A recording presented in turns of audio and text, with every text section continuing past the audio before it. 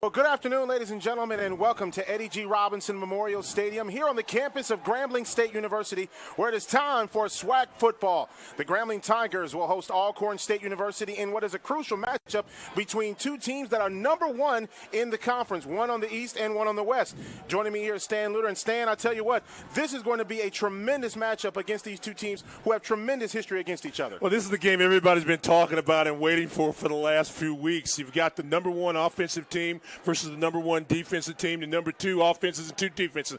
These are very fantastic football teams. They're powerful on defense, can score quickly on offense, and they've got very good special teams. So I'm excited about seeing which team is going to make the fewest mistakes and come away with a victory. Well, of course, you're used to offense when you see these two teams, and you look at Alcorn State University. They have a tremendous quarterback in Lenore's football.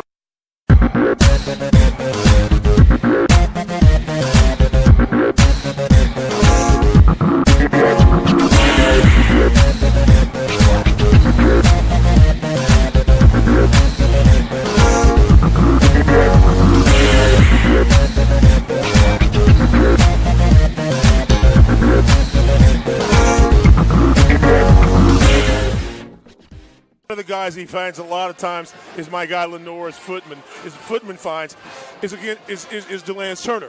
Now, DeLance Turner's a guy that can do a lot of things. He can go inside and score. He can go outside and make plays. He runs the football very efficiently. And what you'll see this afternoon a lot of times is getting the ball to him in different ways, okay? He leads the SWAC rushing with almost 800 yards, 7.8 carries. He's one of the few players that's averaging over 100 yards as far as total offense goes. What you like about Turner is he's not afraid to make the big play. He's looking for the big play. Twice he's been the SWAC player of the week. And how about this? He's got 4 touchdowns this season of 50 yards or better. DeLance Turner, he's one of those guys you can't keep your eyes off of him, along with my guy Footman. Yeah, and then you look on the other side of the ball, you've got the Grambling State University Tiger offense, and they're led by a prolific quarterback who has done great things here at Grambling State University, and that's Devontae Kincaid. Almost the same thing we said about Footman, you can talk about Kincaid. This has been the big debate. Who's the top quarterback in the SWAC? Well, let me tell you about Devontae Kincaid. He's a winner.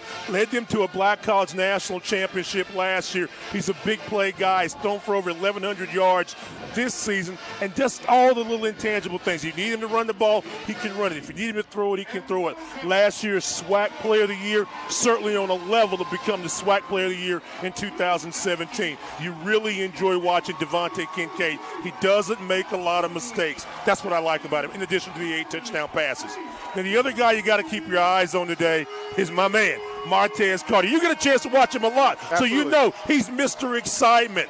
How about this? He scored 4 touchdowns of over 50 yards or better.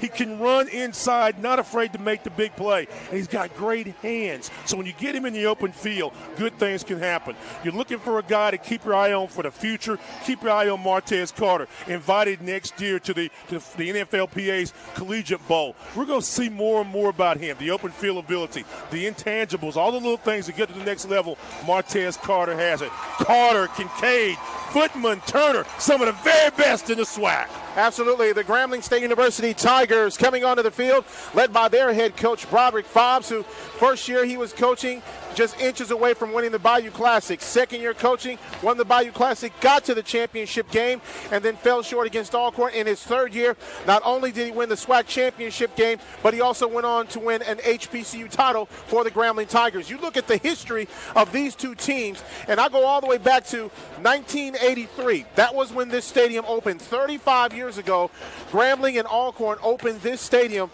Grambling State University, at Eddie G. Robinson Stadium. Now you fast forward a little bit, 1994, the epic game where Kendrick Nord, who is now one of the assistant coaches on the team, along with Broderick Fobbs, who was the head coach, he was a running back at that point in time. They had an epic game with Steve McNair and the Alcorn State University Braves on this very field, and in that ball game, 62-56 was the final score, over 1,100 yards of offense on the team. On the opposite side, Fred McNair, who's the head coach now, his brother was the quarterback, and it came down to a final pass in the fourth quarter. Just 2 years ago, the Grambling Tigers and Alcorn State University Braves had an epic battle up in Lorman, Mississippi, where Grambling ruined their homecoming by blocking an extra point in overtime in order to win that game. And now here you have it, where these two teams have met for a couple of years in the title game. They want to both get back there, but they have to make sure that they play well against each other in this ball game. The Alcorn State University Braves coming onto the field. The Braves will kick off, and the Grambling State University Tigers will get the ball to start things off here for the Tigers. And Stan, so what you were saying is that this is going to be another classic Alcorn Grambling State matchup, possibly. Absolutely, absolutely. All right, kicking for the Alcorn State University Braves is going to be Corey McCullough. He had a couple of field goals last week against Prairie View A&M University. Started out that ball game slow. As a matter of fact, it was 14-0 going into the second quarter, and then all of a sudden, Alcorn State really put the kibosh a little bit on Prairie View A&M. Just about ready as McCullough will tee it up here for the Alcorn State University Braves. And the Tigers in all black with their black helmets and gold G's. Kick will come down at about the 10-yard line. And this is Martez Carter across at 25 up to about the 30-yard line. And it'll be first down and 10 for the Grambling State University Tigers, led by Devontae Kincaid. Now the Grambling offense, they'll come on to the field. And last couple of weekends, once against Clark Atlanta and then against Prairie View A&M University, 17 penalties in both of those games, 34 penalties in the last two games.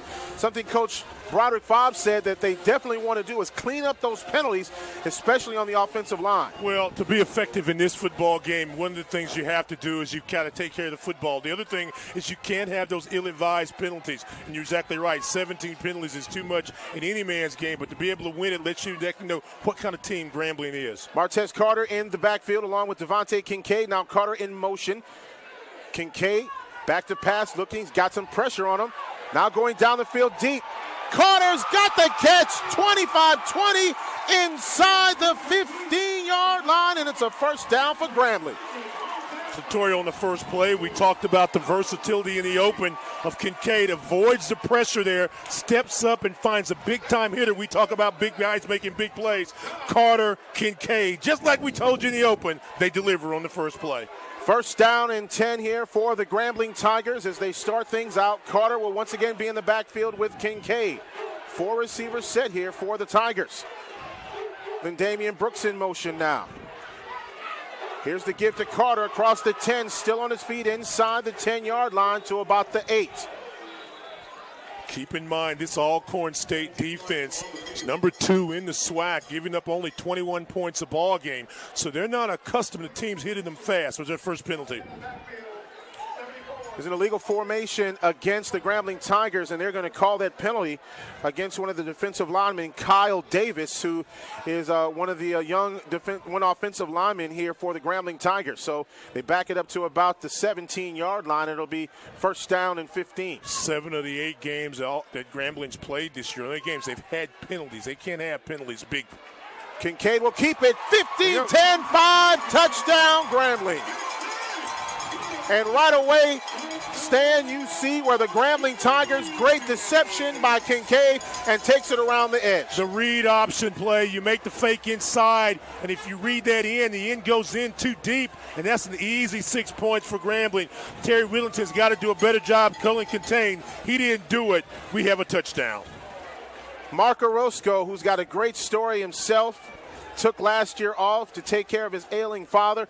He is on the field for the extra point. Here's the snap. The hold is down. The kick is up, and it is good. Timeout on the field with the score. The Grambling Tigers striking first. It is 7-0 Tigers. We'll take this timeout. You're watching SWAC football on the SWAC Digital Network. At NRG Stadium in Houston, Texas on December 2nd. Get your tickets now at SWAC.org.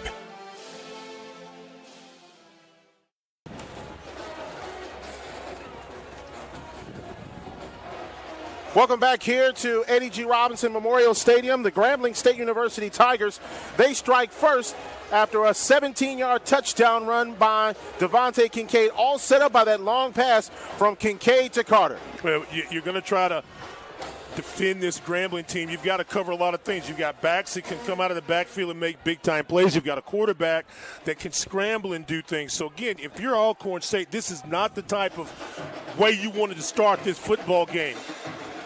The Alcorn State Braves, as a matter of fact, when you look at the game against Southern University, they started out slow there. They were down 24-10 before they came back. Started out slow against Prairie View A&M, 14-0 there. And now they're starting out slow here once again, and now their offense gets the football. And we'll see what Lenore's Footman and the Alcorn State University Braves can do. Marco Roscoe, who will tee it up for the Grambling Tigers, getting ready to kick off, and we told you about Marco Roscoe, and tell you a little bit more about him after a while. Here's the kick, and it will come down to Alcorn State University. It looks like Warford on the return gets up to about the 12-yard line. It'll be first down and 10 at that point. So now Alcorn, with Lenore's Footman as their starting quarterback, will come onto the field. And Footman, of course, when he came on and played against Southern University, a game that you saw right here on the SWAC Digital Network, started out slow and then came back. Let's look at the starting lineup here for the Alcorn State University Braves. You got Footman, Turner, of course, Hughes, Warford, Veals. Got to watch out for him. Campbell, the receivers. Garner, Brantley, Ibrahim, McCray, and Hall on the line.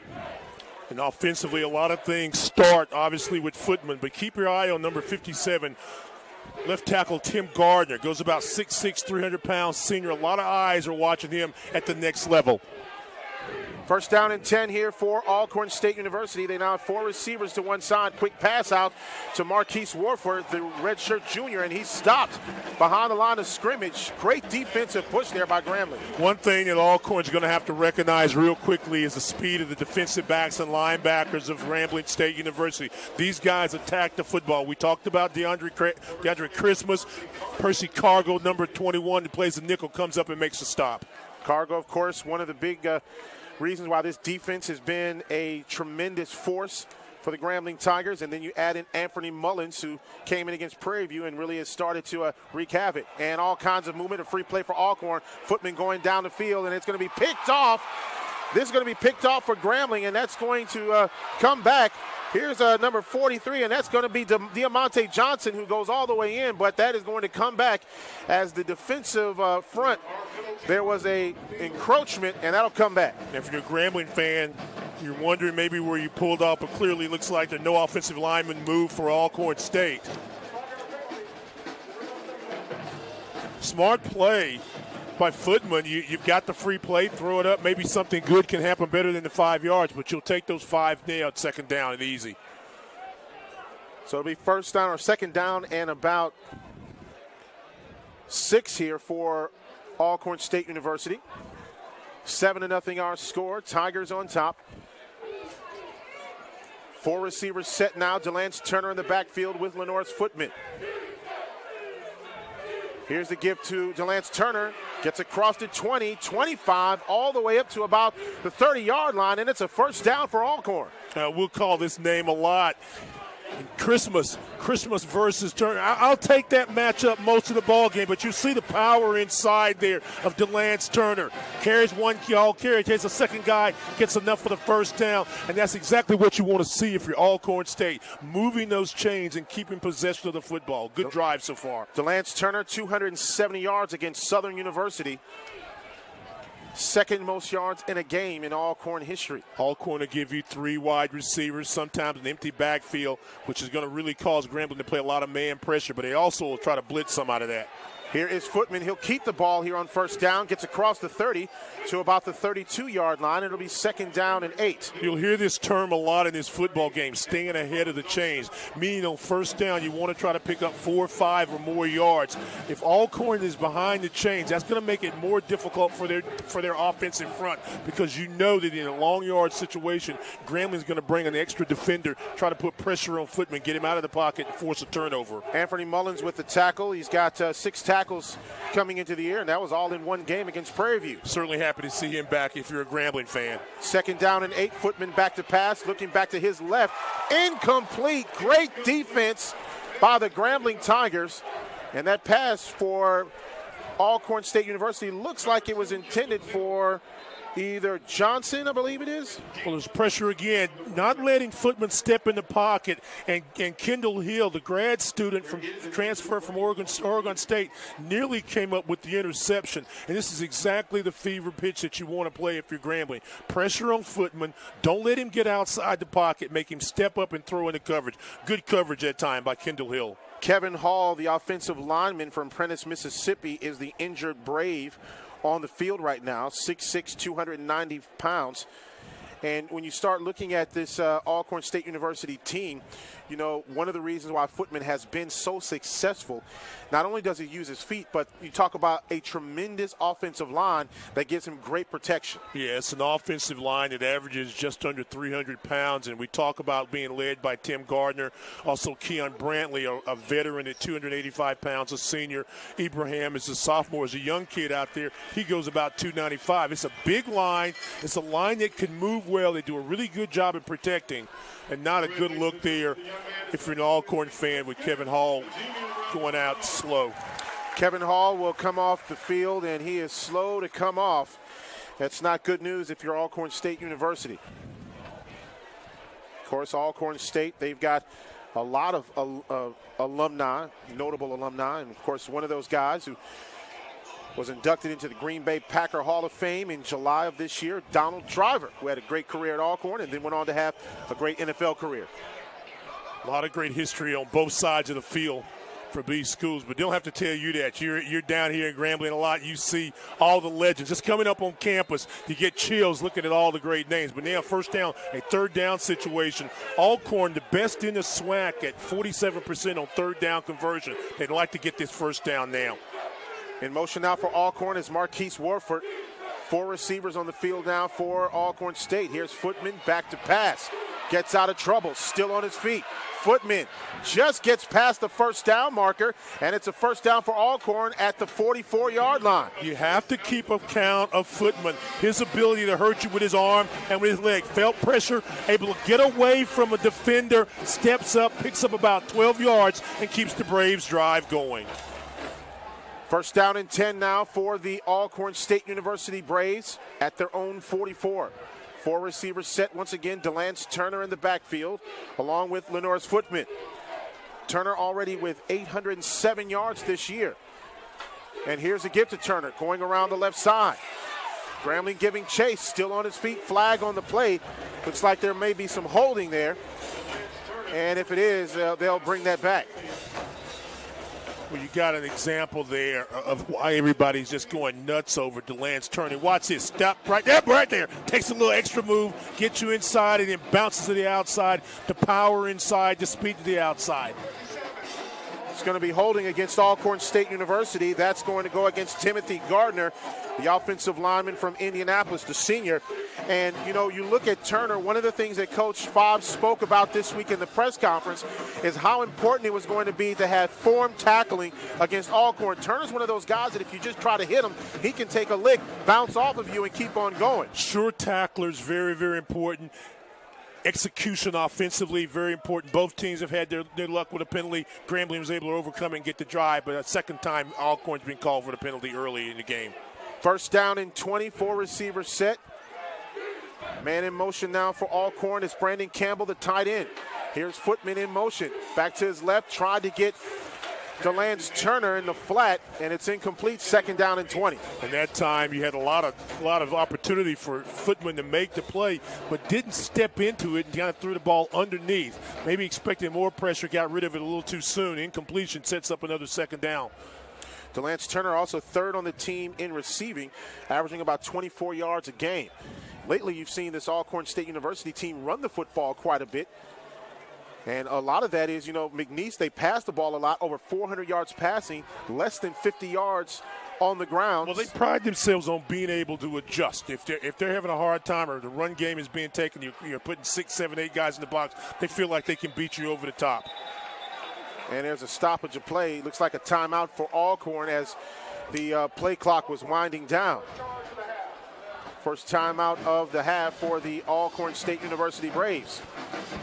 So with 10:40 remaining here in the first quarter of play, the Grambling Tigers on top 7-0. It'll be second down and 20 when Alcorn comes back on the field. And I tell you, Stan, this is one of those things where early on in the ball game, you start looking at some of those alignments. You start looking at some of the things that you look at on offense, and what you don't want to do is have to take a timeout early because your alignment is wrong.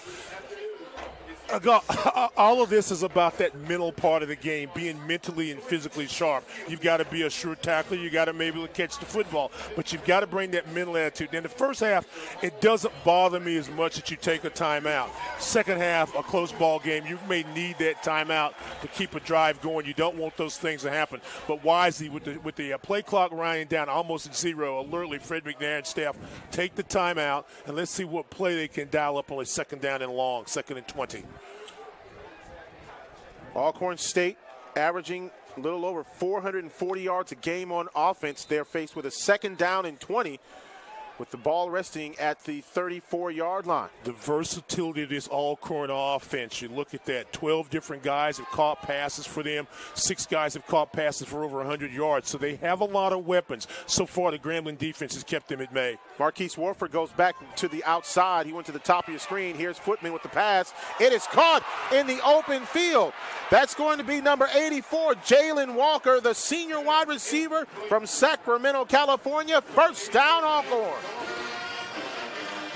Well, we talk about a quarterback having time and pocket presence. That time you get Footman, you get coverage from the top. You got a tight end that's coming from down. He's on a deep post route, and they find him right over the middle. Watch this right there. Beats the linebacker, and a nice catch for Alcorn. A big 35-yard play. First down, Braves. Inside the 25-yard line, Alcorn faced now with a 1st and 10 at the 23. Lone receiver to the bottom of your screen, Tavares Johnson. Through receivers to the top of your screen, here's Delance Turner. Turner's going to be wrapped up by a host of Grambling Tigers on first down. Number 48, led by Jatarius Pouncey. Pouncey, of course, second on the team in tackles coming into the ball game. He has 28 tackles. One of the things they like about Pouncey coming from the cornerback spot, his ability to cover and also come up and make the big hit. We'll talk about Johnson and Pouncey a lot this afternoon as they're sure tacklers, and they'll try to maybe crowd the line of scrimmage or something because you feel like you got to get a head start if you're trying to bring Delance Turner down. Second down and 7 here for Alcorn State. 4 receivers set once again. Footman will keep the ball, taking himself across the 20, and he goes out of bounds. And they'll throw the flag saying that he was hitting late, and that will go against the Grambling Tigers. Looks like they're going to call that flag on Diamante Johnson, and we'll have to check and see. Just not a smart play. You contain the outside. You force him out of bounds. And you can see clearly there's the late hit. Christmas. It's got to be a smarter play by Christmas. Again, you're concerned about keeping Footman inside the pocket. He breaks outside, but it's going to be a short gain. He goes out of bounds. He's giving himself up. And just one of those mental mistakes you cannot have in a game of this nature. When we talk about the greatness of this stadium, Herschel Walker in attendance here at Eddie G. Robinson Stadium today. He knows. He knows. He knows a big game when you hear about one. 3 receivers to the top of the screen for Alcorn State. Keep your eye on Brandon Campbell, the tight end. Nothing doing here on first down and goal. And a flag on the play. A helmet comes off. And there's going to be another flag on the play. Both teams are going to have to get their emotions under control. You want to play a big ball game. You get that forward progress stop. That's going to go against Takevion Rockwell, the senior from Mount Pleasant, Texas. Say it was hands to the face. It's going to be half the distance. Did you see the hands to the face there? I didn't see hard. it. Okay, let's see. Let's take a look one more time. Looking for Rockwell. Right. Can't really see it there. Right there. Yep. Right there. You see them, all of them battling. Timeout by the Tigers, and Coach Fobbs and the defensive staff wants to talk to them real quick here. And because Lewis's helmet went off and it was caused by another player and a penalty, he won't have to come out. But this is a timeout. It's all a moot point. And again, I expect big hits and big plays today. But both teams have kind of aided the other's drives with those mental errors. Alcorn State gives up the big play on the pass because they're not in good coverage. They lose contain. And Grambling's aided their drive 3 times with penalties.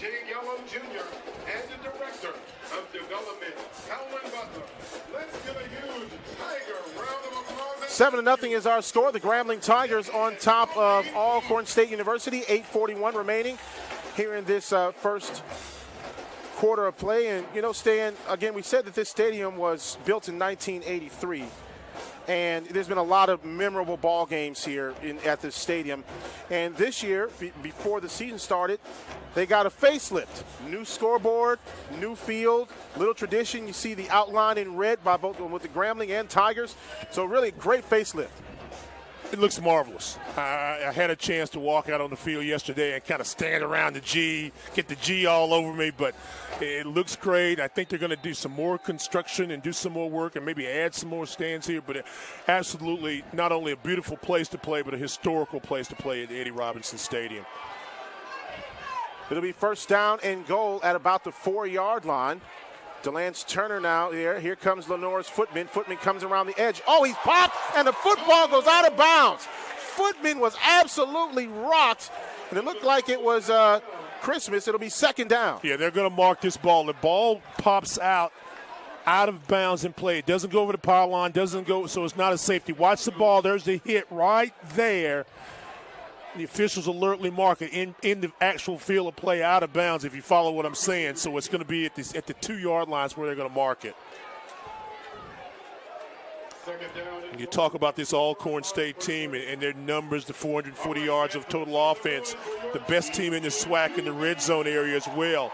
24 out of 29, 17 of them being touchdowns. Grambling defense got to step up. And another stop here for the Grambling defense. Nothing doing. And you see a mouthpiece fly out of somebody's mouth there. Good hit to the point of attack. Of course, it's going to be Christmas in there, among others. And just when you think you're going to get in the end zone, that a Turner, he's stopped by a host of black shirts. Third down and goal here. And I'll tell you what, this is where the defense for the Grambling Tigers have been showing up strong this season. They've really done a great job in stopping teams inside the red zone. Footman waving Turner. Footman will come around the edge. Turner stopped initially, dives, and let's see if he got in. Short. Don't think he got in. Short of the goal line, inside the 1 at about the half-yard line. Short of the end zone. And it's fourth down here. Take a look at the effort there. You've got to turn him inside. They do a nice job of doing that. That's Hughes. And then they go in there, and there's 2, 3, 4 guys there. But you've got to inside contain. And if you do that, you know you've got teammates there. You run him into the waiting and loving arms of Dearius Christmas, number 5. Hogs held him up, and then Christmas came on to finish him off. And Alcorn is going to go for it here on fourth down and goal. Big play early on in the contest. 7:16 remaining in the first quarter. And I like the decision by Fred McNair and staff. 7-0 Grambling on top. Ball at the half-yard line. Warford in motion. Here's a snap. Ball is fumbled. Grambling makes the stop, and the Tigers take over on downs. Execution has got to be there. Wofford goes in motion. The ball is snapped, and you can see it hits his right leg. If you take a look again, Wofford goes in motion. There's the snap. It hits him, bounces away, and whether it recovered by Grambling or not, they're stopped on the goal line. You know, great defensive stand. Sorry about that, Stan. Second consecutive snap where the first one was low to Footman. He had to recover the football, and then this one hits Warford in the leg as he was coming in motion. So there, as you can see here on the replay, this one just hits him right in the leg as he's coming in motion right there, and it just gets out of the reach of Delance Turner, kind of a wildcat formation. Ibrahim goes on sound. And a big break defensively and psychologically another advantage for Grambling. First down and 10. Grambling gets out of the kind of out of the shadows of their goal line a little bit. Gets out of the 5-yard line up to about the 6. maybe the 7. But think about this. Everything that could go wrong for Grambling defensively on that drive happened. You had penalties, gave up a couple of big plays, get inside the 5-yard line, and some way they're able to stop them. Tigers give the ball to Martez Carter. He gets across the 5 to about the 10-yard line. 3rd down and about 3 here. This is where you can open up the playbook a little bit when you're not you don't want to make a long. mistake back in your goal line area either. So if push comes to shove, you punt it and you ask your defense to bail you out again. Here's Kincaid, back to pass, looking. Pass is caught! Oh, and then it's incomplete. Incomplete. And Stan, when you look at this, it looked like the receiver had the ball and then just dropped it. Little slant route, try to get the ball over the top.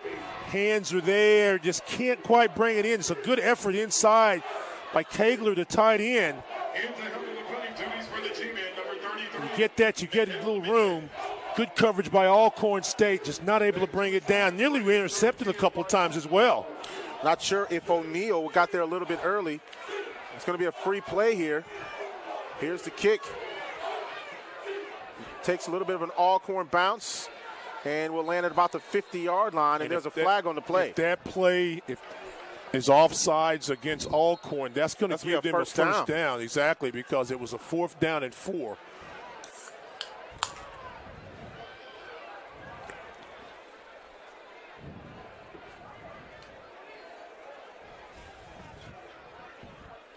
Let's see what the call is. Okay. 5 yards will be added to the end of the catch. First down. So the illegal formation goes against Grambling, and so Alcorn will get the ball at the 45-yard line of Grambling. So when you look at Alcorn and what they did against Prairie View A&M last weekend, one of the issues that Prairie View had was that they gave Alcorn the short field in some cases, and Alcorn didn't have very far to go to score. Same case here, Grambling giving Alcorn a little bit of the short field. Well, that's what you ask your defense to do. Stop them at the goal line, get it in good field position, plus 45. And Alcorn's not the type of team that you can give them short fields. They can score quick, fast, in a hurry. Let's see if they try to take this deep. 4 receiver set for Alcorn State University. Footman looking to the sideline.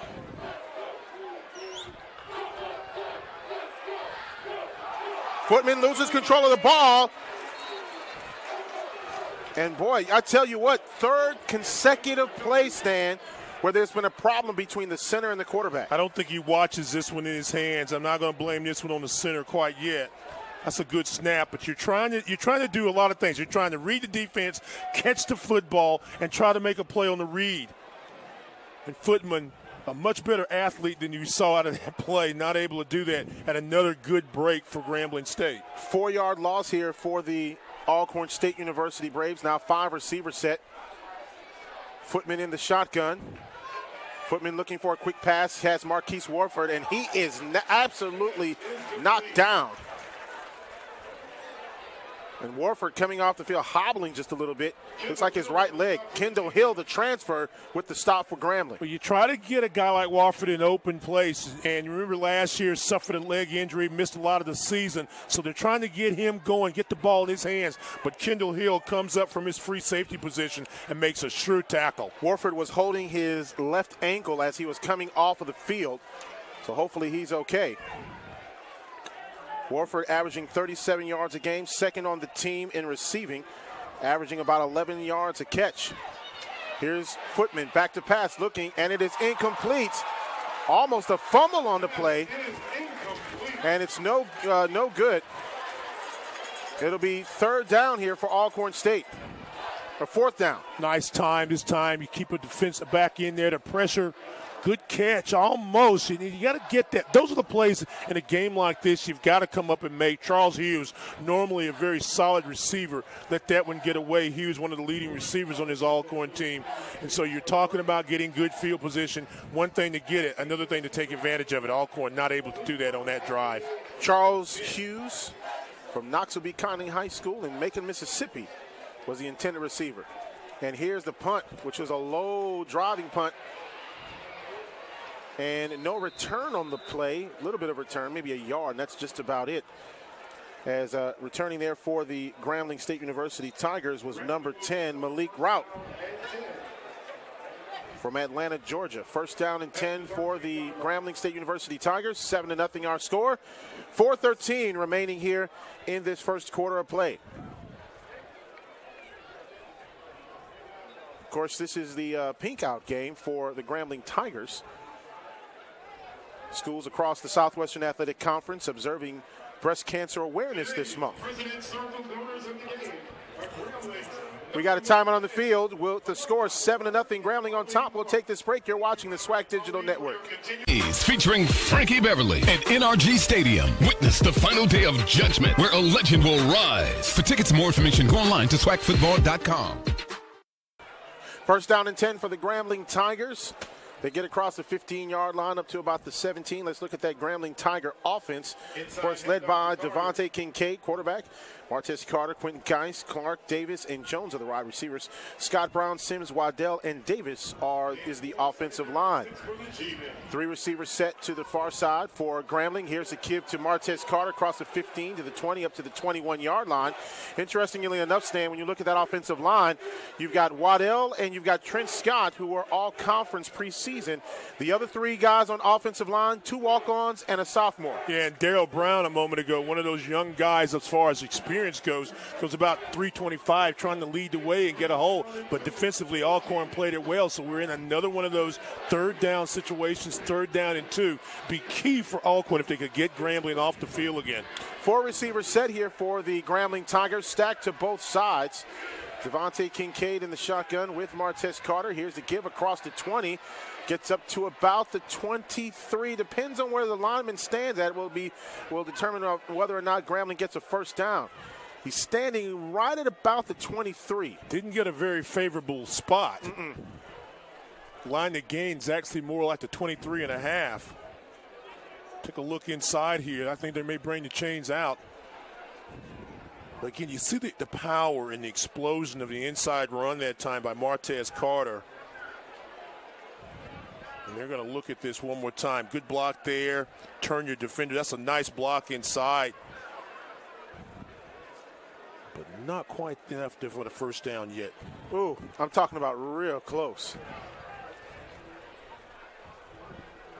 They're going to bring the chains out. If he got the first down, it was by the nose of the football. From this spot, I'm going to go out on a limb and say he barely got it. From this spot, I'm not sure. The other spot, I definitely didn't think he got it. This is going to be really, really closer than I want to call. Nose of the football either way, and that's exactly what he got. Nose of the football, literally. First down and 10 now for the Grambling Tigers with the ball spotted at the 23-yard line. 3:05 remaining in this first quarter of play. 7-0, Grambling on top.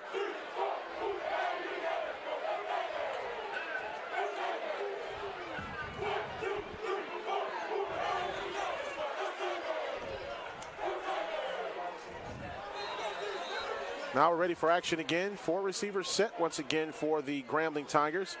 Kincaid now going over to his right tackle. Give him a little instruction here. Martez Carter in the backfield. Here's Kincaid, back to pass, looking. It's complete.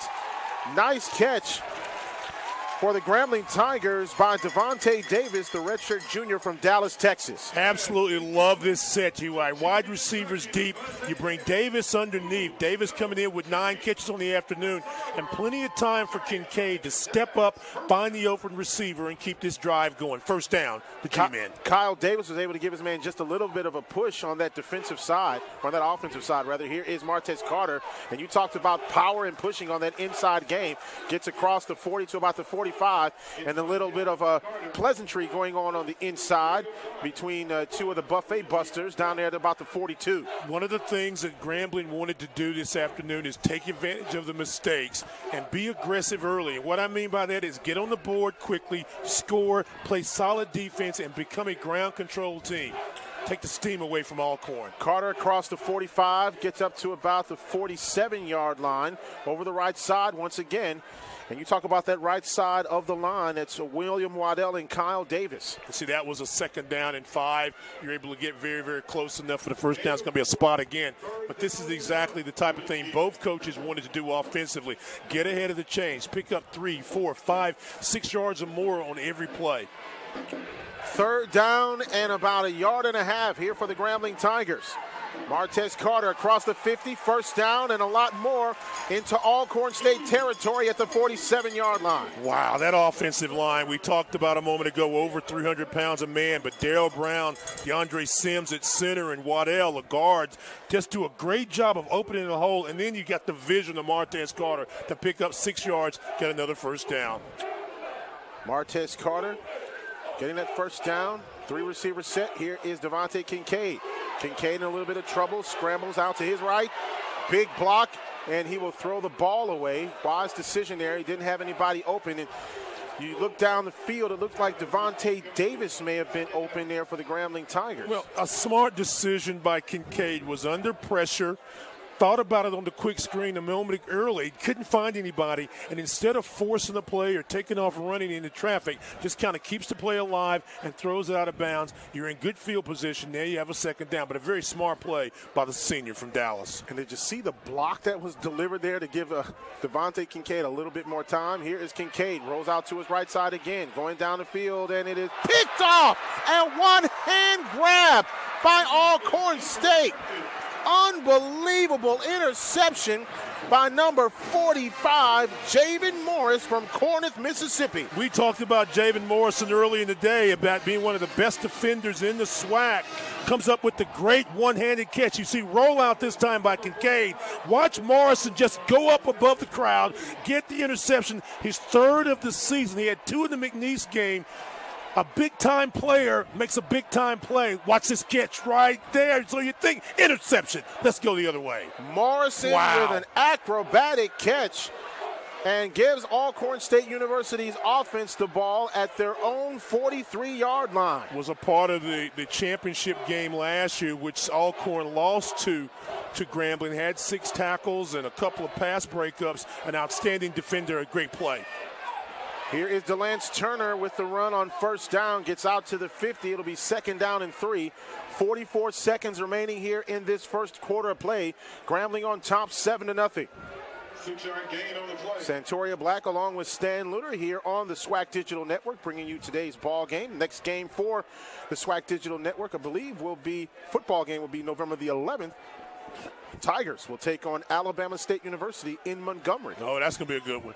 That's going to be a good one. Good game. Alabama State under a new coach now, so a lot of things are changing down in Montgomery.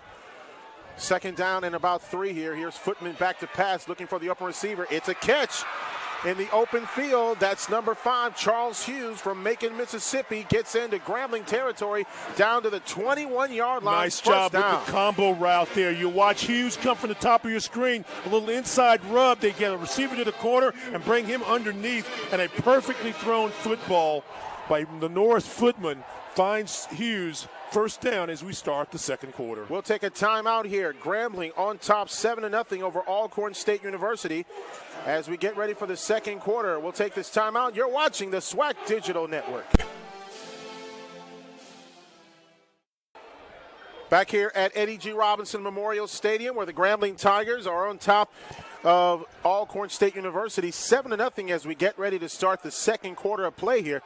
And Stan Luter, Santoria Black, joining you here on the SWAC Digital Network. Stan, 1st quarter, Grambling did a lot of great things, but a big interception for Alcorn. 2nd time they've been deep inside of Grambling territory. Got to find a way to change the momentum. You're in positive territory. This time it looks like an Alcorn offense that's got a little groove to it. Here's the handoff, and that's going to go out to the running back, P.J. Simmons, junior from Tallahassee, Florida, transferred from Holmes Community College. They'll use P.J. Simmons as a secondary back, carried almost for 300 yards. DeLance Turner gets the B for the offense along with the run game by Footman. But what you've got to be able to do if you're Alcorn is stretch this defense in Grambling from one side of the field to the other and try to find those gaps with those great offensive players they have, taking the tackling play and try to score off this. And then we're faced with a 2nd down and a long 8 or 9.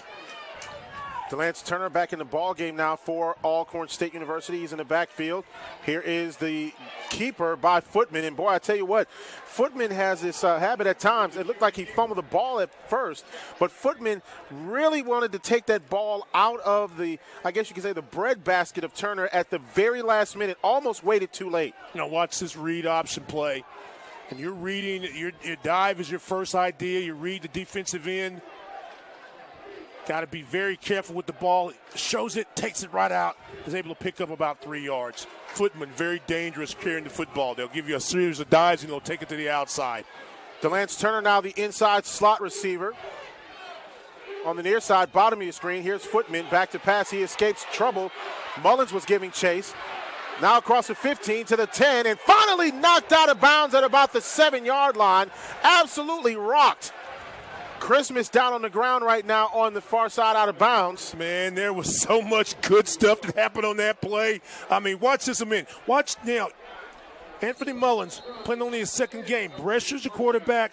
Watch Footman take it. He thinks he's got somewhere, and all of a sudden, hello, take him, knock him down. Kendall Hill with another big hit. Yeah, Christmas shaking up on the play because as he was giving chase, trying to grab Footman, and you see right here on the replay, here's Christmas here. He grabs, boom, right there, and he kind of hits Christmas there, so they kind of collide. Looks like he hit him in his head from what one of the trainers is saying, and you see all the training staff there, and Christmas is up and aware, and of course they'll check on him to make sure that he's good. He's being helped off the field by the training staff of Grambling. It's a good sign. Guys are playing hard, trying to make some big plays. Ball game means a lot to them. You know, you're fighting for a position. This is a nationally ranked team in Grambling. Alcorn's knocking on the door. They think they're going to see each other again in December in the SWAC championship in Houston. So you landed out on the line, looking for the big play. Hill made it, but I think Christmas may have taken the weather for the worst. You look at the last 3 years for Alcorn State University, they have won the Eastern Division 7-2 in 2014. They were 10-3 overall. 2015, they were 9-4 overall, 7-2 in the conference once again. And then last year, 5-4 in the conference. It was a tightly contested race towards the end. Alabama A&M started knocking on the door, ended up a game behind Alcorn, but Alcorn ended up going to the SWAC championship game. But more importantly, you look at the Grambling Tigers on the other side. Last 2 years, 18-0 in conference play. Back to the old days, right? Yep. A little bit reminds you of the early 90s, 93, 94, of course. They shared the title with Alcorn. The last conference loss was in 2017, last game of the season against the dreaded rival Southern. They're winning a lot here. 3 wide to the left side. Here is the give. Delance Turner easily into the end zone. Touchdown Alcorn. And that was a huge hole stand for Delance Turner.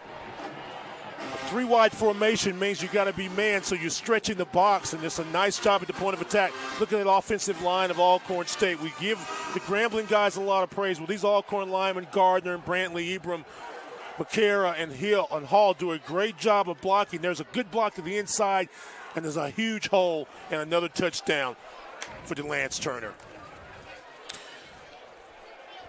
Extra point try coming up here for Alcorn State University.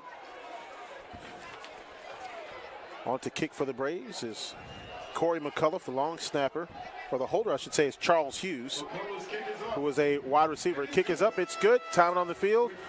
With the score now, the Grambling Tigers and Southern University, Grambling Tigers and the Alcorn State University Braves tied at 7. We'll take this timeout. You're watching the SWAC Digital Network. It's the final day of judgment where a legend will rise. For tickets and more information, go online to swacfootball.com. Here's a kick by Alcorn State University, and it goes out of the end zone. It'll be a touchback for the Grambling State University Tigers. Stan, you talked about that run by Delance Turner, that last touchdown. Let's see if we can go back to it right here. Well, again, great job at the point of attack. Those inside guys, they get off the ball quickly. See, there's a hole right there. And you get into the second level with your offensive lineman, Timothy Gardner, one of those guys, 57. And then you can do that, and you've got a back like Turner. It doesn't take for him long to get in the end zone. His 4th rushing touchdown of the season. And Alcorn and Grambling, just like we thought, playing a tight ball game. 7-7 the score between these two teams. First down and 10 for the Grambling Tigers. Ball at the 25-yard line. Touchback after the kickoff. Devontae Kincaid in the shotgun. Looking over the middle, almost picked off. Oh, boy. Near disaster there as number 28. That's going to be Brady Smith, a defensive back from Batesville, nearly picked it off. He's going to be kicking himself later on looking at the film. This ball just a little bit overthrown. Kincaid not in good technique when he throws it. Take a look at that. He just throws it off his flat foot, and Smith nearly had an early gift. And once again, illegal formation against Grambling. That's about the third time that we've seen an illegal formation penalty against the Grambling Tigers. That's the sixth penalty called on Grambling so far in this football game. Here's Devontae Kincaid on first down and 15. He'll keep it himself. 20, 25, gets out to about the 30-yard line, still on his feet, and he gets to about the 34-yard line, about a yard short of a first down. So we got 14 of those 15 yards back there on first down. We talk about the scrambling ability of Footman. Well, Kincaid doesn't take a back seat either. Great recognition that time. Picked up 14 yards, second down, and a short one. Trips to the far side, one receiver near side. Here's Kincaid in the shotgun. Gets it to Martez Carter over the 35-yard line to the 37. First down, Tigers. You know, these are very, very similar teams. You look at their numbers offensively, defensively. They're good, solid special teams. Quarterbacks have the ability to run. Backs can play out of the backfield. It's going to come down to that team that makes the fewest mistakes. Turnovers, lack of execution, a fumble here. We thought Grambling might have been in trouble a moment ago. Alcorn's able to take advantage and score. First down and 10. Here's a pass, and this is going to be first down territory.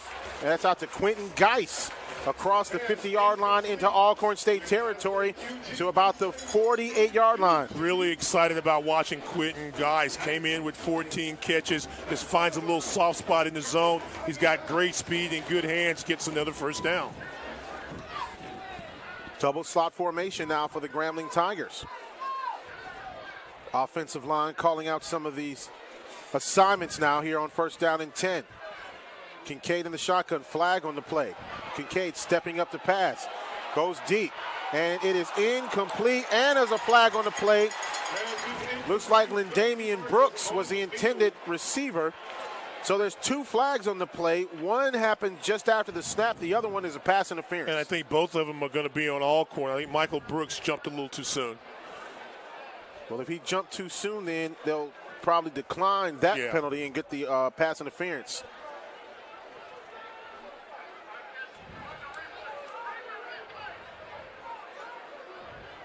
Something's not right because Coach Fobbs is furious. He's calling over one of his offensive linemen.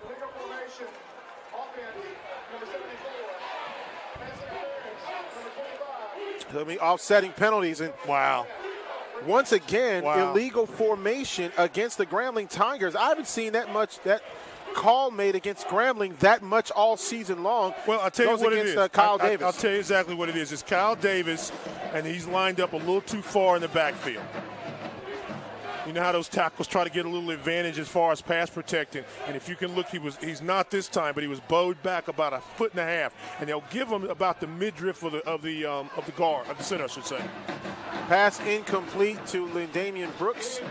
Second down and 10. And that was a pass interference call, so if the lineman steps up just a little bit, Grambling's in a whole another situation. Second down and 10 here for the Grambling Tigers.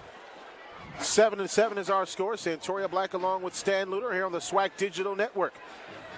4 receivers set here for the Grambling Tigers. Alcorn showing blitz, and it's a flag on the play. It's going to be incomplete. This is going to be on Grambling also. Another formation penalty. This time false start. And remember, we talked about this earlier, Stan. Grambling, 17 penalties against Clark, 17 penalties against Alcorn. 17 penalties against Prairie View A&M. And now, what do you got, 8 now? Well, 7 by my count, maybe 8. They've had five games. They've had 8 penalties or more. That sounds astronomical when you think about it. And like you just mentioned, the Prairie View game, the Clark Atlanta game, both of those games, they won the game and had 17 penalties. They're fast on their way again. And the Grambling Tigers will call a timeout. Coach Fobbs coming over, and offensive line coach Reggie Nelson is furious at the offensive line, and he is telling them about their alignment and really just playing discipline on the offensive line. And I think that motion penalty a play ago was on Devontae Davis, one of the outside receivers. So, again, both teams making some mistakes that are setting back drives. I think you can see that when their offenses get in rhythm, both of them have very potent offenses that can make some plays. We're going to take a short break here. Well, we'll keep it right here on the SWAC Digital Network. We'll keep it right here. Let's stay. We're having fun. We'll keep it right here. Of course, next up for the both of these teams, for Grambling, they've got homecoming coming up next week. That's against Texas Southern, of course, a divisional rival. When you look at these two, when you look at this team, and for the Alcorn State University Braves coming up for them, they will be back at home against Alabama A&M. 3 out of 4 games for them at home. They started with Prairie View, came here to Grambling, and they'll have A&M and Mississippi Valley coming up at home. And that's a big one because A&M only has 1 loss, if I'm not mistaken, in the division. First or second down here for Grambling. 4 receivers set. Kincaid in the backfield in the shotgun formation. Martez Carter stays at home to block. Here's a long pass down the field, one-on-one, and it is caught! Quaden Geis! Touchdown, Grambling. And actually, that's going to be number 16, Khalif Salmon, on the catch from Detroit, Michigan. We talked about the ability to stretch the field, what you'd want to call a back shoulder fade, but really just a ball that's underthrown just a bit for the receiver. Able to come back, get the football, catch it in stride, and Salmon swims his way to the end zone. Khalif Salmon with a big catch, and the Tigers are up 13-7. Extra point try coming up. The kick is up. It is good. Timeout on the field. It is 14-7. Grambling on top with 11:15 remaining in this first half of play. We'll take this timeout. You're watching the SWAC Digital Network. New Trailblazers. And this is My Heritage.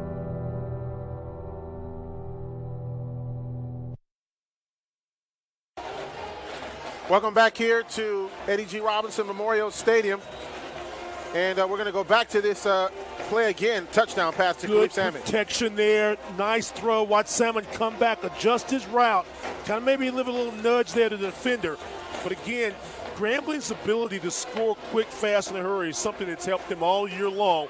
That was their 12th touchdown of 20 yards or more. And here's the return by Alcorn State University. Marquise Wolford across the 50, 40, 30. Wolford still on his feet, reverses his field. He's down at the Grambling 30-yard line. First down, Alcorn. And just like that, Alcorn State is in business.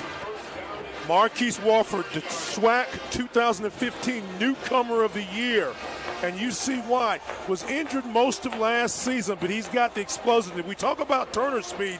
Well, Wolford is dangerous in the open field. Gets away from the early defender there. It's just a matter of speed, and you just kind of wear him down. Great job by Grambling. Continue to pursue. Derek Scheid does a nice job of getting there, and then he gets help from there. And Grambling, after scoring on a big play, gives up the huge play. Alcorn in great field position at their own 30-yard line. We got an injured player on the field, and that's going to be number 46, Deontay Hatter, the starting linebacker.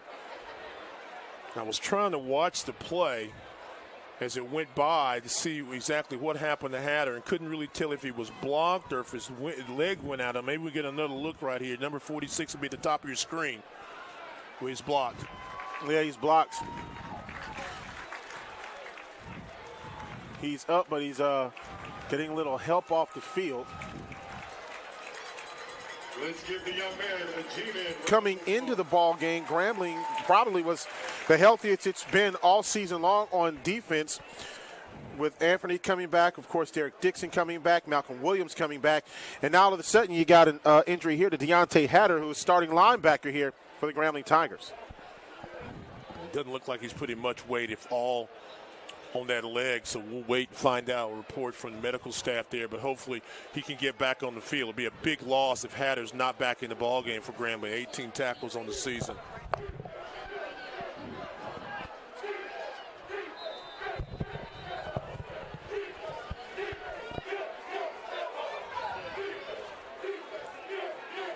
Trips to the near side for Alcorn State. First down and 10.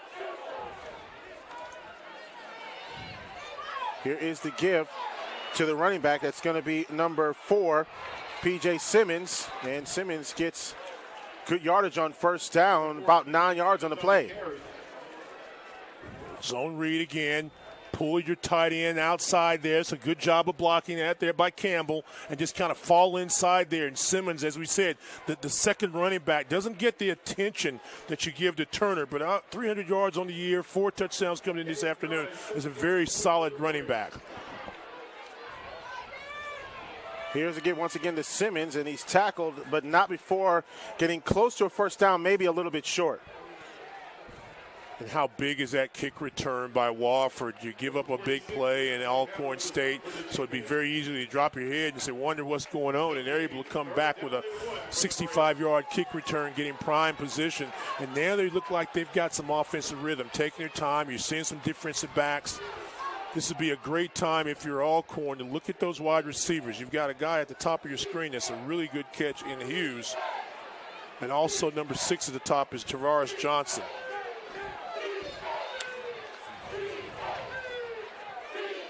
And a fumble on the play. Grambling recovers. Third fumble today, and this time at the 30-yard line. Grambling will take over, it looks like. Big play here for the Grambling defense. Watch this snap. And there's no excuse. This is the second or third time today where no one has really touched Footman. Third fumble of the afternoon. DeAndre Hughes makes the play. Watch this. And if he could have kept his feet, that would have been 6. But Grambling to take the football. And so there's the drive being stopped. First down and 10 now for the Alcorn State University Braves. Grambling came in, tops in the conference, tops in the country, a plus 14 in turnover margin. You see why. They put pressure on you all over the field. Here is the give on first down and 10, across the 30 to about the 32-yard line. Inside handoff, nothing doing. You know, in Footman's defense, he's got a lot of things going. You've got the top defense in the conference, one of the best defenses in the country coming at you. You're trying to make a play. You know your athletic ability, but again, it's about execution and concentration and holding on to the football. Another unforced error for the Braves. Second down and 9 yards to go here for the Grambling Tigers. Little swing pass out to Martez Carter across the 30, 35, up near the 40-yard line at about the 39. It'll be third down and 2. That's complete to Martez Carter.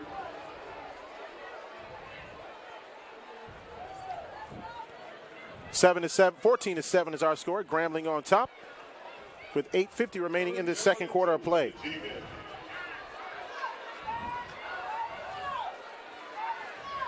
Three receivers set here for the Grambling Tigers. 2 receivers to the top of your screen. Here's a give to Martez Carter. And Carter is stopped in the backfield. Great defensive push by Alcorn. A lot of white shirts inside to make that play. Darrell Henderson, number 51, among others, that knows.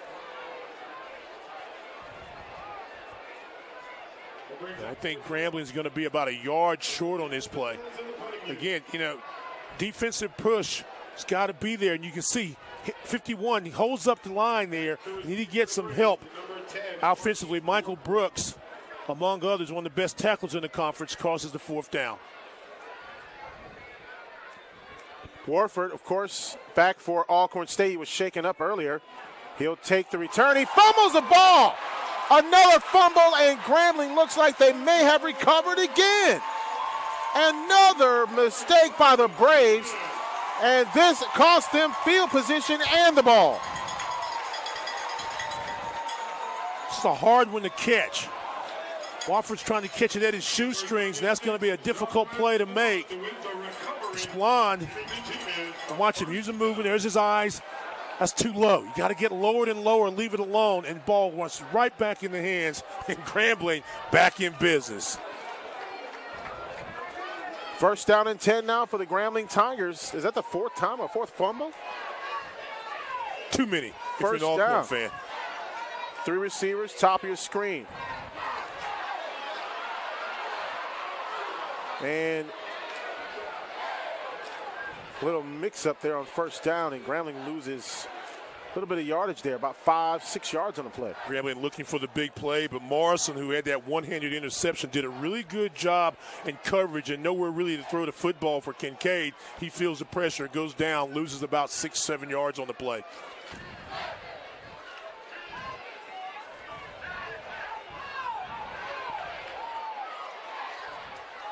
And this time, Pass is complete. out to, looks like Devontae Davis.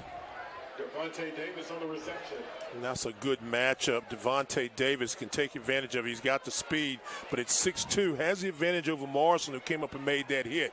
Interesting when you watch Alcorn play, sometimes they won't have their down lineman down, or they're always moving around, trying to confuse the offensive lineman. He comes to the blitz. Here is Devontae Kincaid to Quentin Geis inside the 15-yard line to the 11.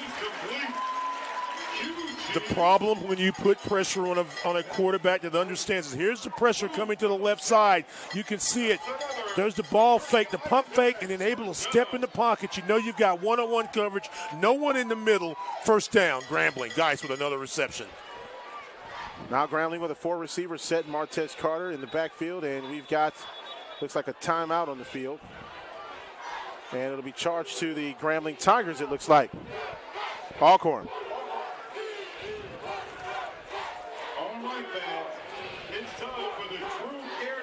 And we'll take a timeout here with the score. The Grambling Tigers 14, Alcorn State 7.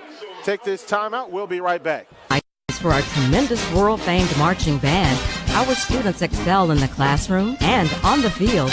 We offer a variety of online and on-campus academic programs, including the sciences, math, business, criminal justice, nursing, mass communications, and performing and visual arts. Study and relax in apartment-style quarters or bungalows at our recently acquired West Campus. Grambling State University, enhancing academic profiles since 1901.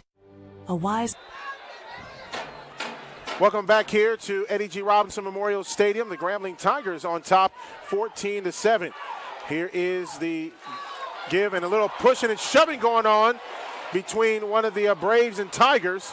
Devontae Davis, one of the Tigers, and looks like he got one of the Braves doing a little pushing and shoving as well. It looks like number 20, Alan Bruce. Yeah, but this is going to go on Davis. They're always going to get the second guy.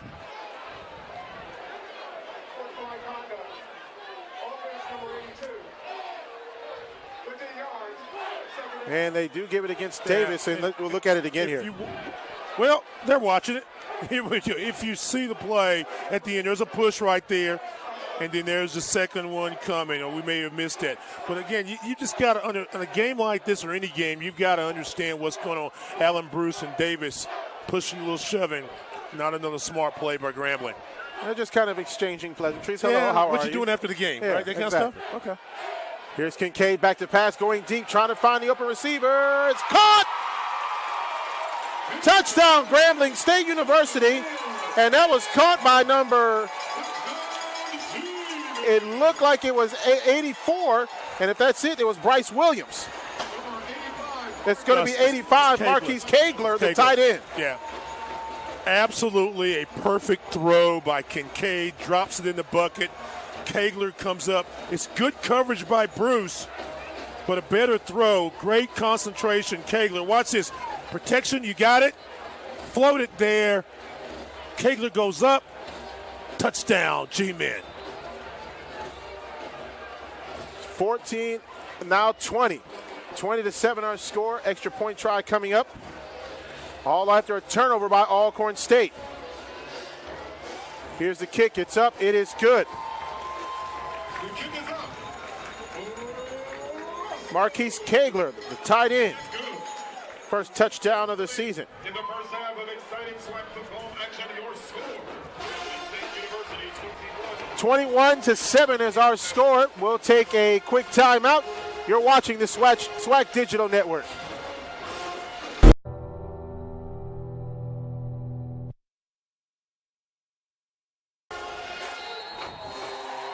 Back here at Eddie G. Robinson Memorial Stadium, 21-7 is our score. Grambling on top with 6 minutes remaining in this first half of play. Tigers, well, I tell you what, you look at the touchdown earlier in the ball game. That was early in the first quarter. Kincaid on a 17-yard run. And then, of course, now Kegler, a touchdown pass from Kincaid. 18-yard touchdown pass from to Kegler. And almost another fumble there on the return by Marquise Warford. Warford across the 20, gets out to the 25 and out to about the 28-yard line, and a flag on the play. Another penalty coming up.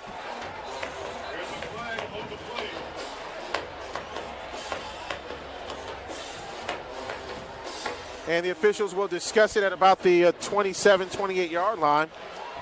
Looks like it may be going against Alcorn State.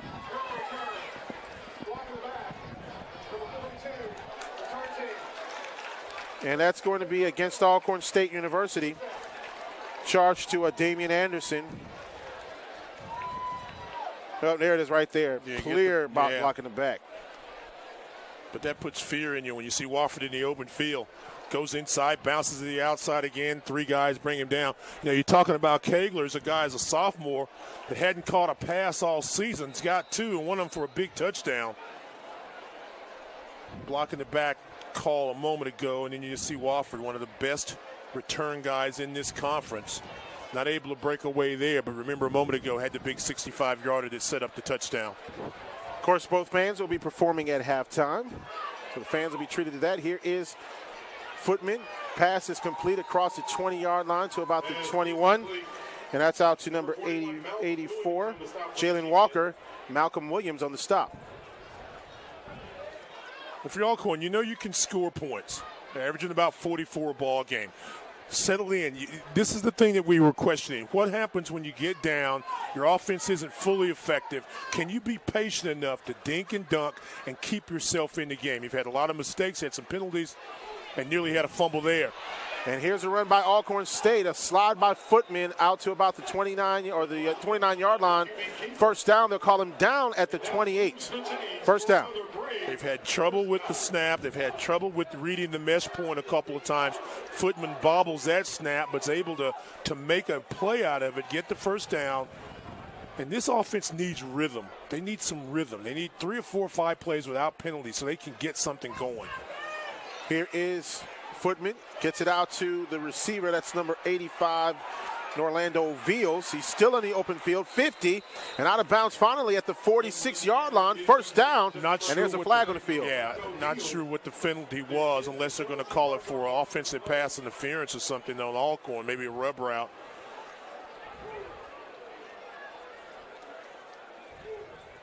Possibly holding.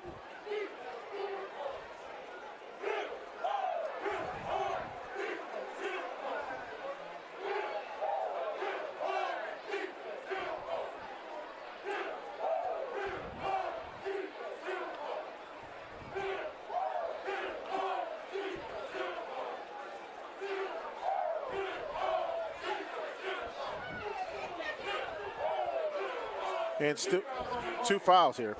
Illegal man downfield, number 6, offense. Personal foul, roughing the passer, low hit. Defense, those penalties offset. Replay first down. So they'll replay the penalty. They replay it here, and it'll be first down. So that was a great reception, great run after the catch by Norlando Veals, and that'll all come back. I think Johnson was the uncovered guy off the line of scrimmage, so that's why he became an ineligible receiver. And the pressure inside that we've talked about over and over again that the quarterbacks are facing. Linwood Blanks, I think, may have been the guilty party.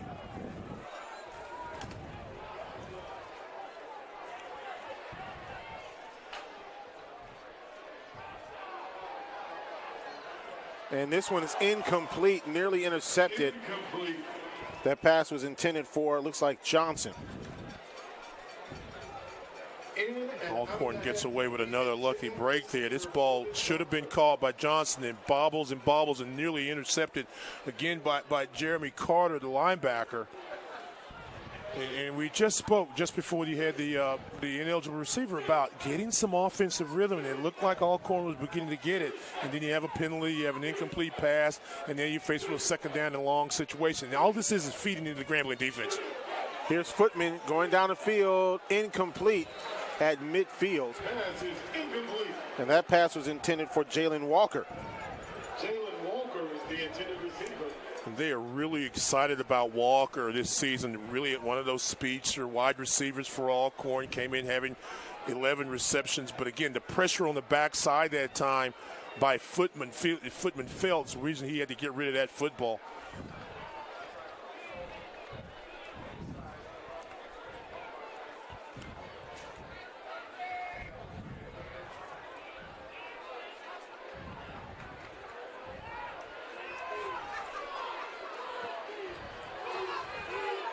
Three receivers set. Here is Footman back to pass, looking, trying to find someone open, and he goes out of bounds.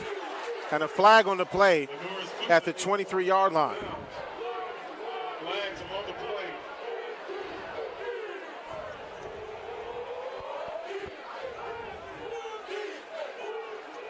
It's going to be a hold. Holding against Alcorn State. Just a number of penalties in this ball game. Stan, when you look at the conference numbers, these two teams, and this one's against number 87, that's going to be the tight end, Brandon Campbell. But you look at these two teams coming to the ball game, both of these teams, they're top three in the conference in penalties. Yeah. I mean, you're talking about a team that can score against anybody, but just those mistakes. Some of those are by omission, some by commission. In other words, they're trying to make some plays sometimes they're just being lazy and no better. And he stops another drive. First down, or I should say fourth down, Alcorn will punt the ball. And this is a good punt. Wow, sends Root all the way back to the 20. He'll have to get away from it. Goes out of bounds at about the 19-yard line. Talk about a good punt. Another flag on the play. This one's at about the 27, 28-yard line. You wonder if this was on the offsides on Grambling or motion on Alcorn State.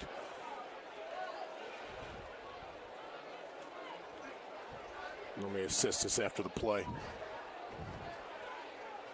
Return. Holding. Number 34. Return team. 10 yards. First down.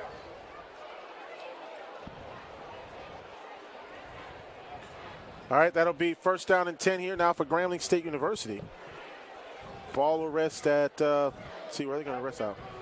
Be half the distance of the goal, so Grambling will back up here.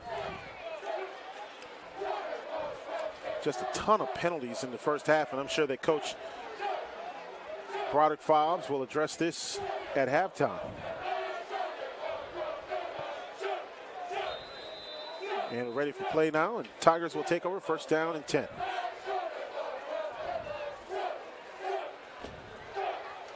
Here's a give, Martez Carter up to about the 15-yard line. Inside handoff to Carter.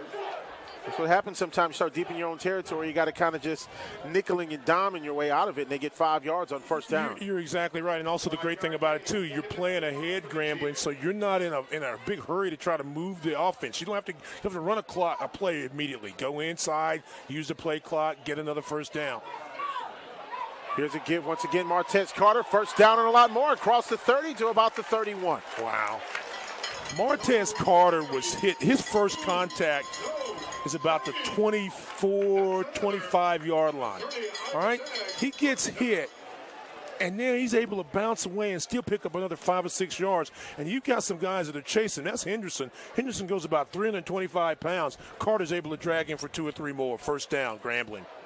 First down and 10, Tigers at the 31-yard line. 2:56 remaining in this first half of play. 21-7 our score. Kincaid looking, gets it to Devontae Davis, 40, 45, still on his feet to the 48-yard line, and that's going to be a first down. First time we've seen Grambling really pull out the RPO, the run-pass option, giving Kincaid the opportunity to run it if the end comes up close. If not, throw the ball. He waits to the very last second and finds Davis. Again, good execution by the Grambling State offense, primarily because of the offensive line. Double team right there by Sims and Brown. There's the RPO. Catch Davis, first down. William Waddell is flagged for illegal man downfield. So all that we talked about, and then they got to bring it back, right? I got to bring it all back. I tell you, they're going to need a lot of Tide to clean this laundry that's been on the field today. It has been, hasn't it? First down and 10 now for first down and 15, I should say, for the Grambling Tigers. 2:30 remaining in the half. Here's a give to Martez Carter. Wow, he runs over a defender and gets a first down. Watch this. Dominating the line of scrimmage. Look at the big hole there by Carter. And again, just carrying an Alcorn player 5, 6, 7 yards down the field, delivering a blow and moving forward. First down. And again, you're watching the love of the game of Martez Carter and why everybody's just raving about him down here at Grambling. One of the outstanding running backs in Grambling football history. And there's been a lot of them. And we've got a stoppage of play and more laundry on the field.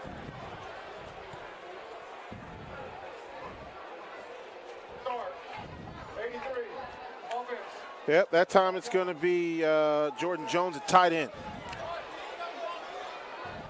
Wow.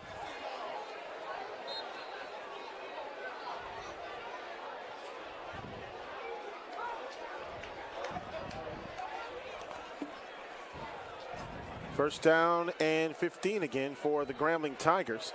1:46 remaining here in the first half. Here's a catch. Looks like that's Khalif Salmon, who already has a touchdown today. Gets across the 40 to about the 44-yard line. Safe play, a little swing pass. Try to get your receiver in open space. Try to make a play.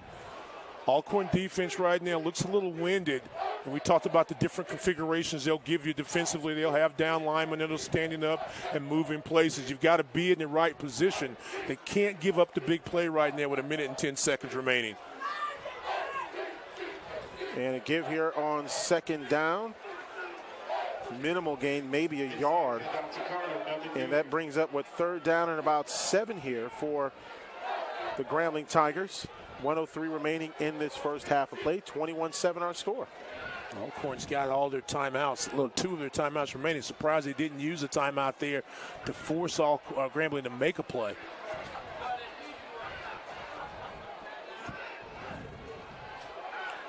Here's Kincaid back to pass. Trying to find something open across the 50, 45, down at the 40-yard line. First down, Tigers.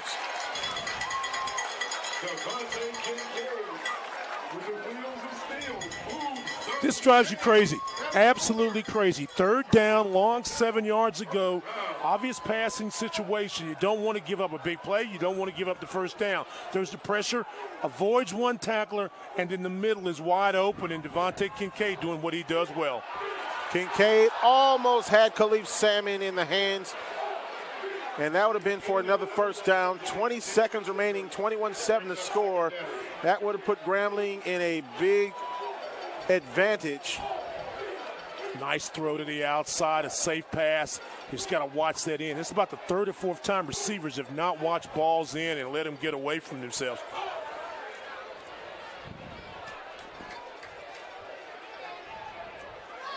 Second down and 10 now for the Grambling Tigers. Double slot formation. And we've got... Guess what? No. No. Play clock.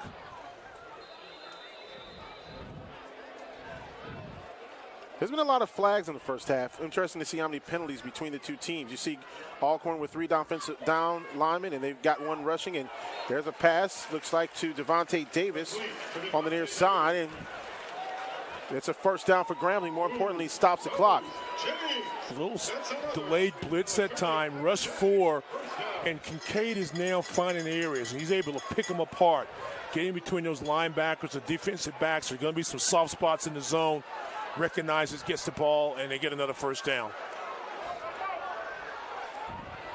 First down and 10 Kincaid, swing pass out to Quentin Geis. Geis gets out of bounds at about the 22-23 line. And they wanted a timeout. They didn't stop the clock, and they looked to get the clock stopped.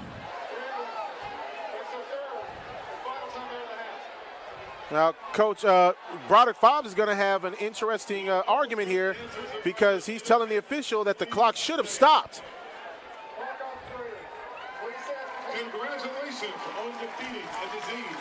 So they got to reset the clock here.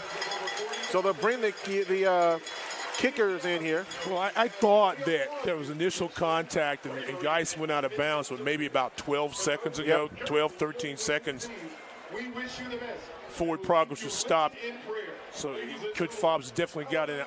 I didn't hear what they said. They reset the clock, too. They still have 8.5 on the game clock. And they should have reset the clock to about 12 seconds. I know you love Grambling State University just as So definitely isn't a minute and 50 seconds. 15 seconds left on the clock, and if they still, the only reason Coach Fobbs called the timeout is because of the fact that they hadn't stopped the clock when Devontae Davis, or I should say Geis, was pushed out of bounds.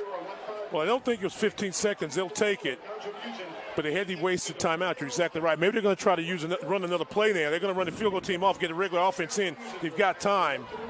Play clock is just now starting. You remember it's going to be a second down and about 4 yards to go. So they've got time to run one play, maybe two, and possibly three if you do it right.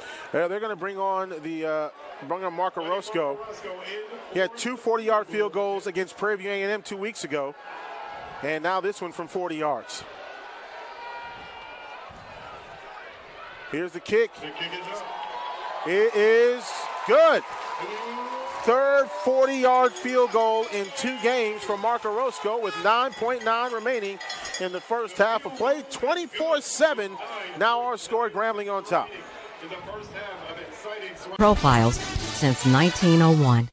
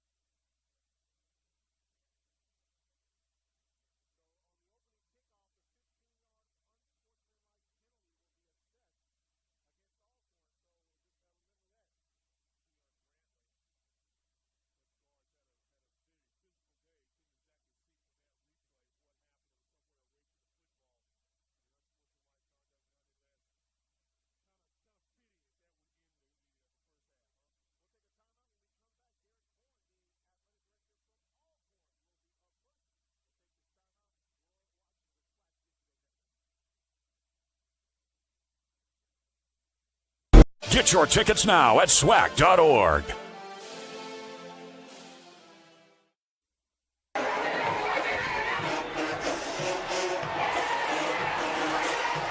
Welcome back here to Eddie G. Robinson Memorial Stadium. The Grambling Tiger Marching Band on the field, as they put it, the world-famed Tiger Marching Band, dressed in their pink T-shirts and band uniforms, and they're also in the spirit of breast cancer awareness. All right, let's talk a little bit about what's coming up as far as the schedules in the Southwestern Athletic Conference. We're going to show you that schedule here in just a little bit. First of all, you look at the conference overall as far as the conference records. On the eastern side, you've got Alcorn State University right now 3-0 in the conference. Alabama A&M is at 3-1. And why is that important? Because next week, Alcorn State University will take on Alabama A&M. That game is at the reservation. If A&M wins that game, they take a half-game lead in the Eastern Division. How about that? So 3-0 right now for Alcorn. Alabama A&M at 3-1. Mississippi Valley is at 1-2, along with Alabama State in the division. And Jackson State University still yet to get a win. They're 0-6 overall and 0-2 in the conference. In the Western Division, the Grambling Tigers are 5-1. 2-0 in the division. Southern is 1-1. Prairie View right now 2-4 overall, but 2-2 in the division. Arkansas Pine Bluff 2-5 overall, 1-2 in the division. And then Texas Southern, they are 0-6 overall, and of course they have yet to win a divisional game as well. So there's some big games coming up here. Grambling really the front runner. They've taken on Prairie View, beaten them. So their next big games, of course, they still got 3 games in the West against Arkansas, Pine Bluff, Texas Southern at the end of the season, Southern University.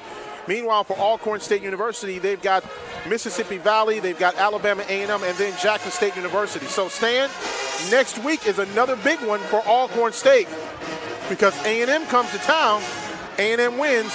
They get a half-game lead over Alcorn because they're 3-1 in the division. Yeah, and the good thing about that Alabama A&M game for Alcorn is they get a week off. So they're going to take the bye next week, well-deserved, playing hard for 8 straight weeks, get some time down, and then focus. That Alabama A&M game will be at the reservation, as you mentioned, along with the Valley game, and then that big rivalry against Jackson State. So still a lot of things can happen, a lot of things in the East, a lot of things in the West.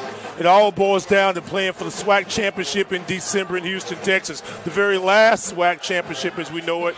And, hey, it could be a repeat. We could have a new person. I don't know. But I tell you what, are you going? You going to be there? I'm hoping to go there. I'm going. I'm going to be there. I'm going to be there. I was at the very first one. I want to make sure I'm at the last one.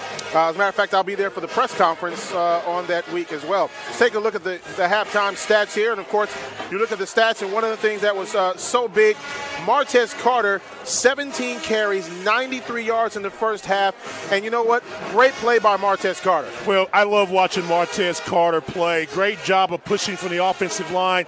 And then there's a little play action. Boom, gets inside there, scores. Gets him off to the early lead. That's Devontae Kincaid rolling out. Kincaid shows a lot of poise. This time, though, poise took a side. There was a great interception by Morrison. And this is just one of the few times where you'll see athletic ability beats the system. Yeah. Because, this is a guy that just goes up and makes a great play, and there's not a lot you could do about that, And this is a guy in Kincaid that doesn't throw a lot of interceptions. He was picked that time. Footman, of course, doing a great job getting it to Lance Turner, who scored a touchdown for Alcorn. Well, you got to get the playmakers the ball. And we've been very impressed with both teams' offensive line. There's a great push there. And you see turning the corner, keeping inside sharp to Lance Turner with his 4th touchdown of the season. And then the thing that you've got to be able to do is make plays. And this is a big-time play by one of the receivers that we really don't talk about. They talk about the bevy of receivers that Grambling has, and Clegler comes back and makes a play. Salmon gets a touchdown a moment ago. This is a nice throw. This is a really nice throw. Defender back is leaning one way, come back and catch it. Khalif Salmon with the touchdown catch of 53 yards. So now Grambling's back on it. And you got the kickoff. So you're feeling good about yourself if you're Grambling, right? You're feeling happy. Everything's going good. And then watch this. Wofford takes it about the 15. A great block at the line at the point of attack there, about the 20. And then this is just speed. Great job defensively by the Tigers of running Wofford out of the play. And if they're not able to score on it, then again the next possession swing, and there's the same thing, another fumble. 5 fumbles, 2 of them lost so far for Alcorn State. And just kickoff here by the Grambling Tigers. It goes out of bounds, or stay out of the end zone. And the Tigers, or should they, Alcorn will get ready to start the game off here. First down and 10 here to start the second half. And, you know, and you just talked about Wofford, and he's back in the ball game. Well, now. I'd asked a moment ago doing great job with the interviews, by the way, too. Thank you, sir. And while I was watching the interviews and going over trying to find out some information, I was trying to find out about Christmas and Wofford. And from what I understand, both guys will be back. We'll be certain to see Wofford out there. And now, if you're Alcorn State, this is the moment. You've got to get some points on the board. You've got to score. First down and 10 now for the Alcorn State University Braves.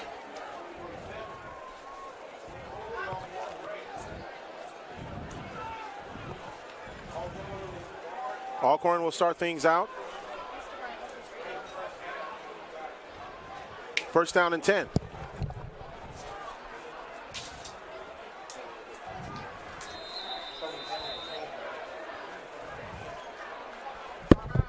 And a timeout right away here by Alcorn.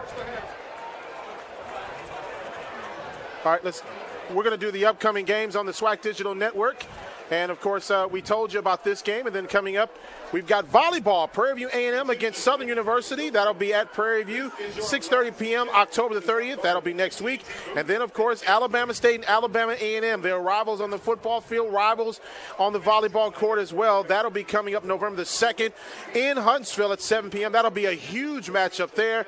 And then the Southwestern Athletic Conference Soccer Championship, 11 a.m., November the 5th in Prairie View. They have done tremendous upgrades over there on all of their facilities. They will have the SWAC tournament, soccer tournament over there, and we were just talking about that. Grambling with one of the best turnarounds as far as soccer in the last 15 years, 1-year turnarounds, and they've qualified for the tournament already. We'll see where they end up a little bit later on. We could also see Alcorn there as well as far as soccer. It's a great time of the year, isn't it? It is. Football, fabulous. Basketball practice started last night with the Midnight Madness. Here's the give once again, and you talked about him earlier, Stan, and that's going to be number 4. That's P.J. Simmons, and he gets run out of bounds, but not before a big gain. First down.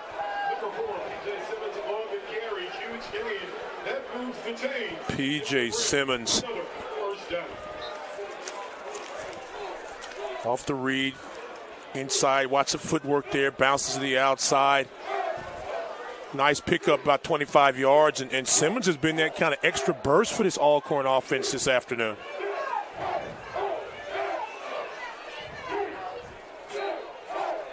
First down and 10, and its pass is complete to P.J. Simmons again. Trying to get some early rhythm for Footman. Looks one way, steps back in there, nice smart pass, picks up about 5-6 yards, but there's a flag. And we talked about those. It's going to be clipping against Alcorn. Penalties coming into after halftime. Alcorn, really, they only had 2 penalties for 20 yards. Grambling, 10 penalties, 62 yards in the first half. Double digits in penalties in these last 3 games. Well, on their way again to, you'd hope not if you're a Grambling fan, another 15-16 penalty ball game. But yet they find a way to keep the lead. So we'll see what happens in the second half.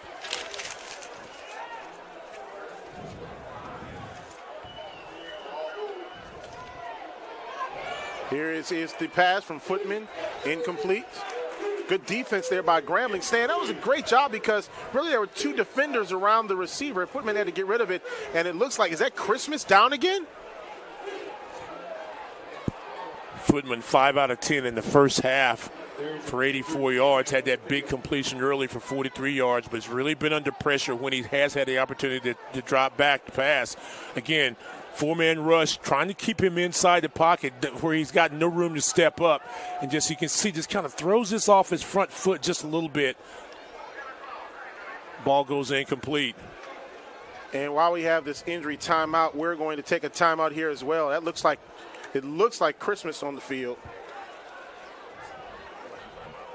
Yeah, he might have been rolled on, so if that's the case, and there he is right there in the middle of the field. Well, we'll check this as soon as we get back. It's not Christmas. It may be another defender. We'll have to check this here in just a second. I believe it is number 8, and that's going to be Anthony Mullins. big-time defender for the Grambling Tigers. And you just got him back, too. Just at the Prairie View game. Transfer from Mississippi State. We want to take a break here. We'll take a quick break here, and when we come back, we'll give you an update on Anthony Mullins. We'll take this break. We'll be right back. HR, Toyota, let's go places. Get ready, Houston.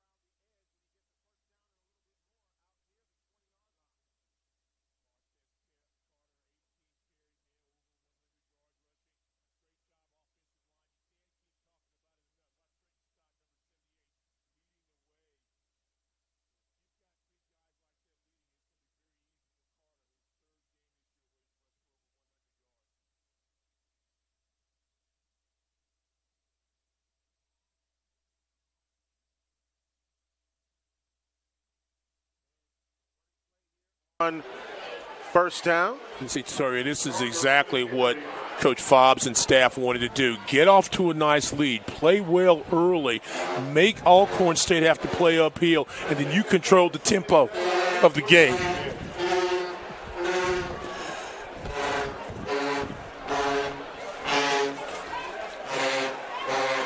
Once again, here's Khalif Salmon across the 25, gets to about the 27-yard line.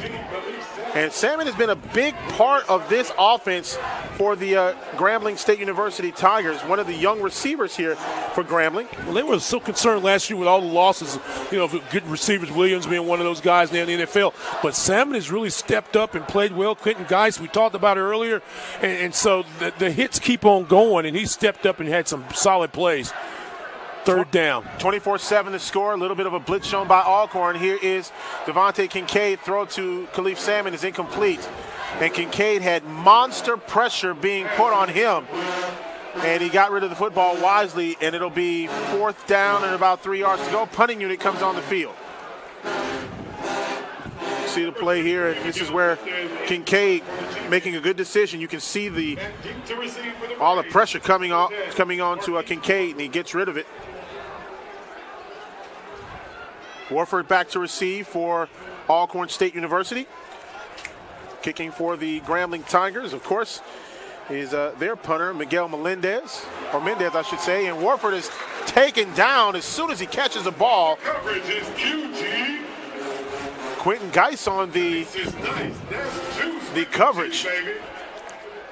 This will be the second possession in the second half for Alcorn State. Going into halftime, they'd only run 32 plays.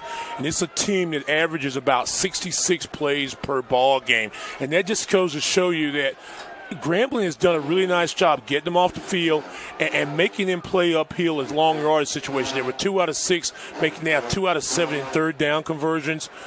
Grambling has done what they wanted to do defensively. They're giving up some big plays from time to time, but they've slowed them down. They kept them in front of them and made Footman really one-dimensional. And a timeout on the field. We'll take a timeout as well. 24-7 our score. We'll take this timeout. We'll be right back on the SWAC Digital Network. Welcome back here to Eddie G. Robinson Memorial Stadium. Here is Marquise Wolford. Gets around the edge, and it's a first down for Alcorn State. Good play on first down. Try to use Wolford in a variety of ways. Got a wide receiver out there. And you remember we took a hard blow. This is Noah Johnson, who had a lot of success last year as a quarterback. Has come in today, and now maybe I think on that last hit a moment ago by. And this shot right up the middle of the field.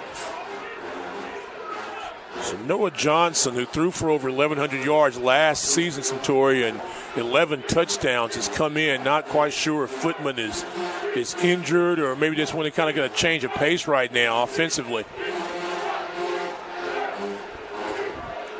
First down and 10, second down and about 13 yards to go.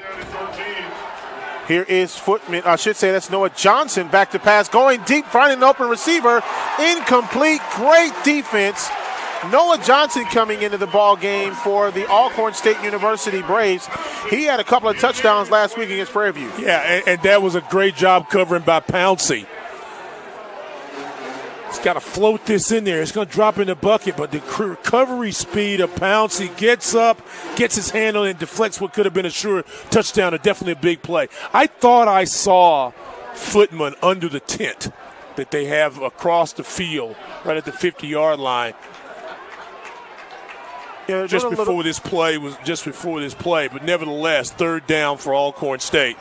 Kind of similar to what the NFL is doing, tents on the sideline. Here is Noah Johnson, takes off with the football across the 50, still on his feet, and he goes down at about the 46-yard line. And, you know, we speak about Noah Johnson and what he's been able to do, and that looked like it was still Johnson. It wasn't Footman, was it? Yeah, that's Johnson again. Yeah. It really is a great season last year coming in when Footman was injured. Like I mentioned a moment ago, threw for over 1,100 yards, can run the football a couple of times, had a few touchdowns, and has had some solid play this season.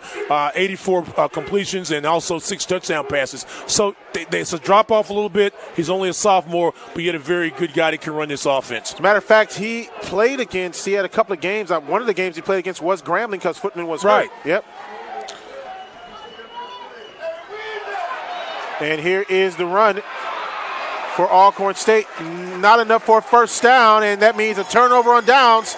That was a big play here in the third quarter, 9:30 remaining, 24-7, and no dice here. They try the rugby style, and there's a little option in it for some teams, and McCullough's going to come about a yard short. And to be very honest with you, at that part of the field, I'm not really mad about this. A little slow development. Got to get a block right there to the outside, and then he needs to take off and decide it.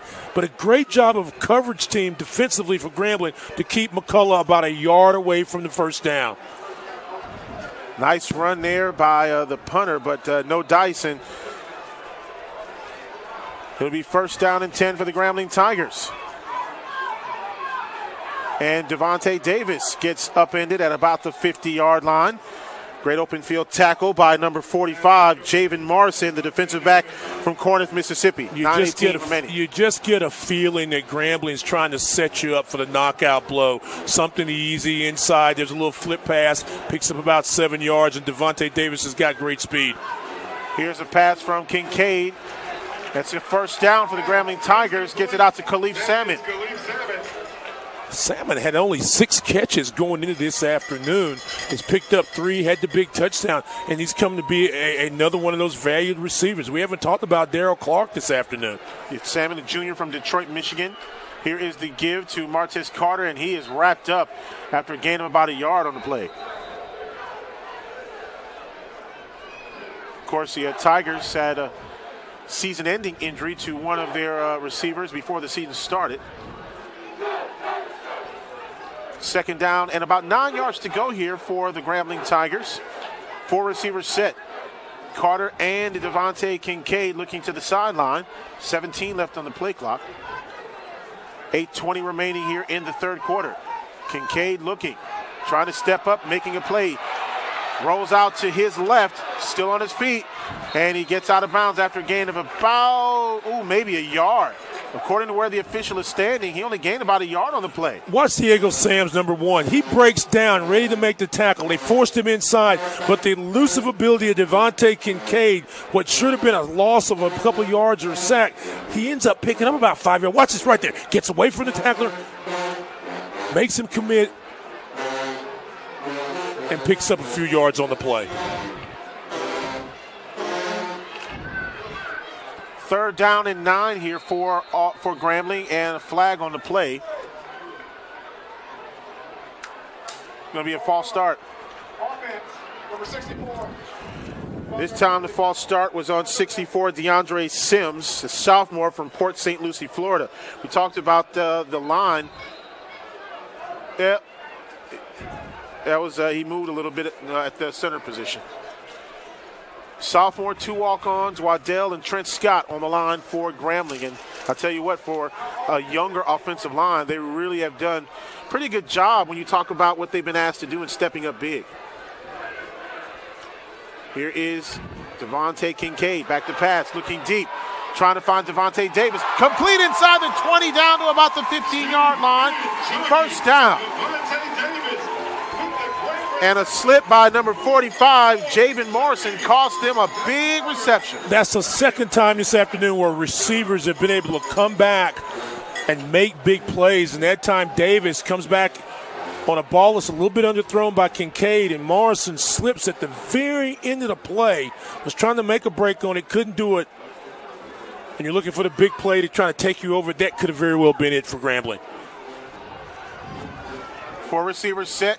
Pass out to that's number 17, and that's going to be Daryl Clark. We just talked about him, and Clark is wrapped up. Looks like it was ball came out. He did fumble the ball, and looks like Grambling did recover it.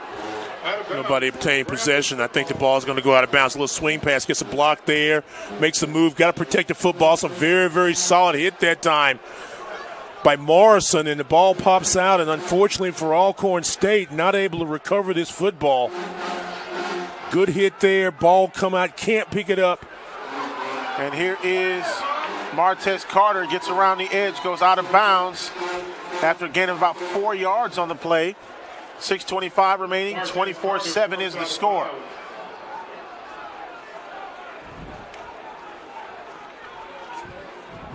Third down and about 7.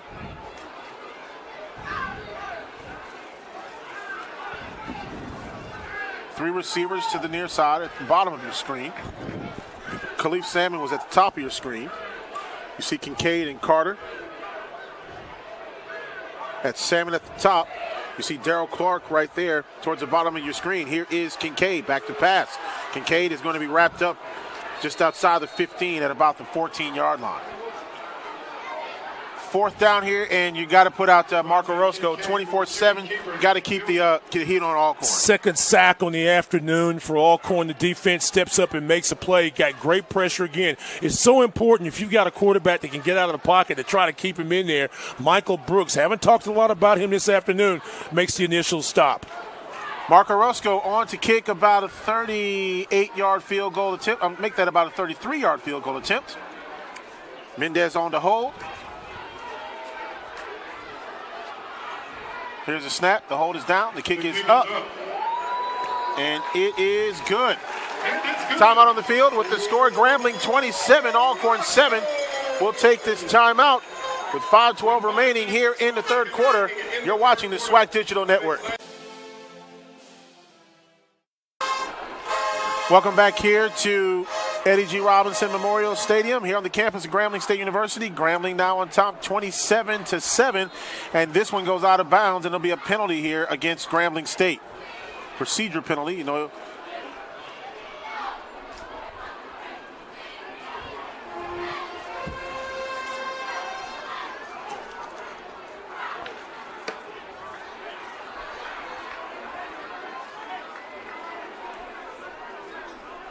Grambling will get the ball, I should say Alcorn will get the ball first down and 10.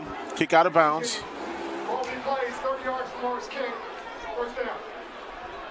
So the ball usually is placed now 30 yards from where it's kicked out of bounds on the kickoff. And so really kind of changes things a little bit here, Stan, because in some cases you kick that ball out of bounds, let's say at the 20-yard line, and it moves up to about midfield. This ball will start first and 10 at the 35-yard line.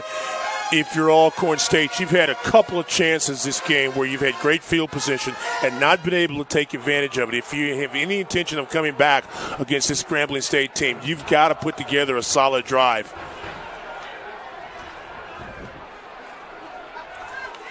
And Johnson remains in at quarterback. Yep, and he's going to come around the edge. Comes across the 45 up to about the 50-yard line. First down for Alcorn State. Okay, now Johnson's helmet just comes off at the end of this play. Is he going to go out of the game? Will Alcorn State take a timeout? Not sure the status of Footman. You can see at the end of the play, clearly goes down. Helmet goes out on his own, so he's got to come out. Yeah, he's got to come out for one play, if I'm not mistaken. Or they can use a timeout, or they can bring in Felix Harper, the number 3 quarterback, and I think that's what they're going to do to bring him in for this one play. Play clock's down to 12. In for Johnson, number 2, Felix Harper. So the question is now is it Footman hurt? Because now they're bringing in Felix Harper into the ball game. The 5'11 redshirt freshman going to come in for at least one play. Here's Harper, fumbles the ball, tries to get out of trouble, and he's going to be hit at about the 50-yard line. He is walloped. Number 5. Big hit by another bobbled snap. This one a little bit off right, and then Harper doesn't do a great job of holding, but very smart poise. Got the football, tried to make a play, picked up about a yard and a half, and away we go.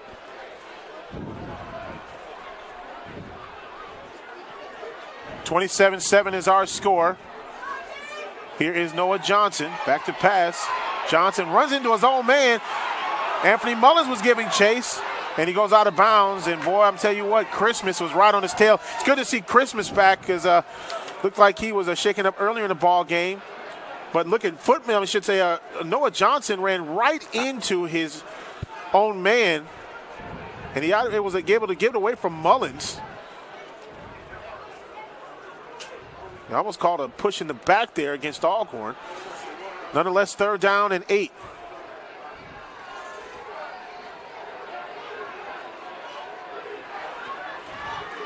Man in motion now. That's Wofford. Now 4 receivers, and it's going to be a false start. Yeah. Going to get Gardner, I think, moved a little soon.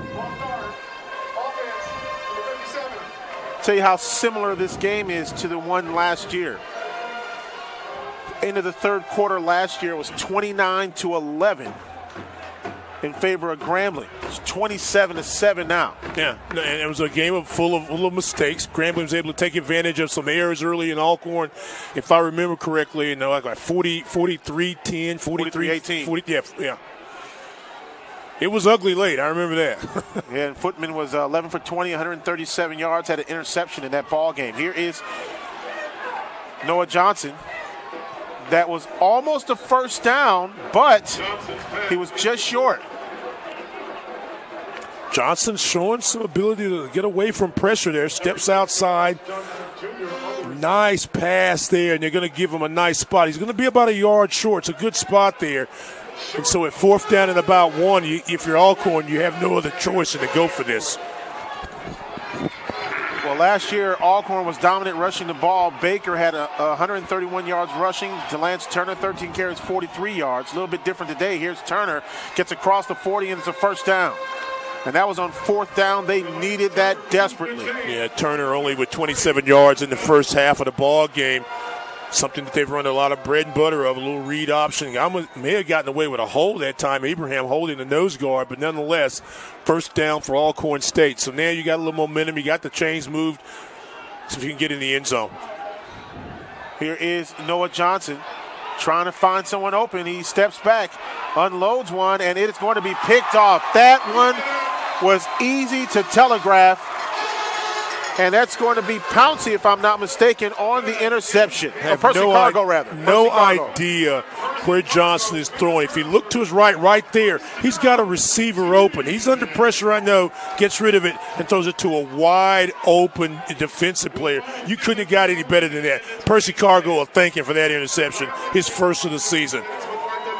Pressure right there inside, and you've got to get rid of it. Caleb Wells does a great job of putting the pressure on. He throws it up, and when you throw it up like that, bad things are going to happen for you. And now the Grambling offense comes back out onto the field. And Devontae Kincaid, last year, 30 of 42, 400 yards, 5 touchdowns.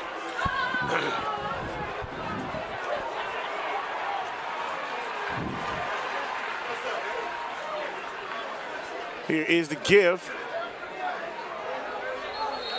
And maybe a yard on the play.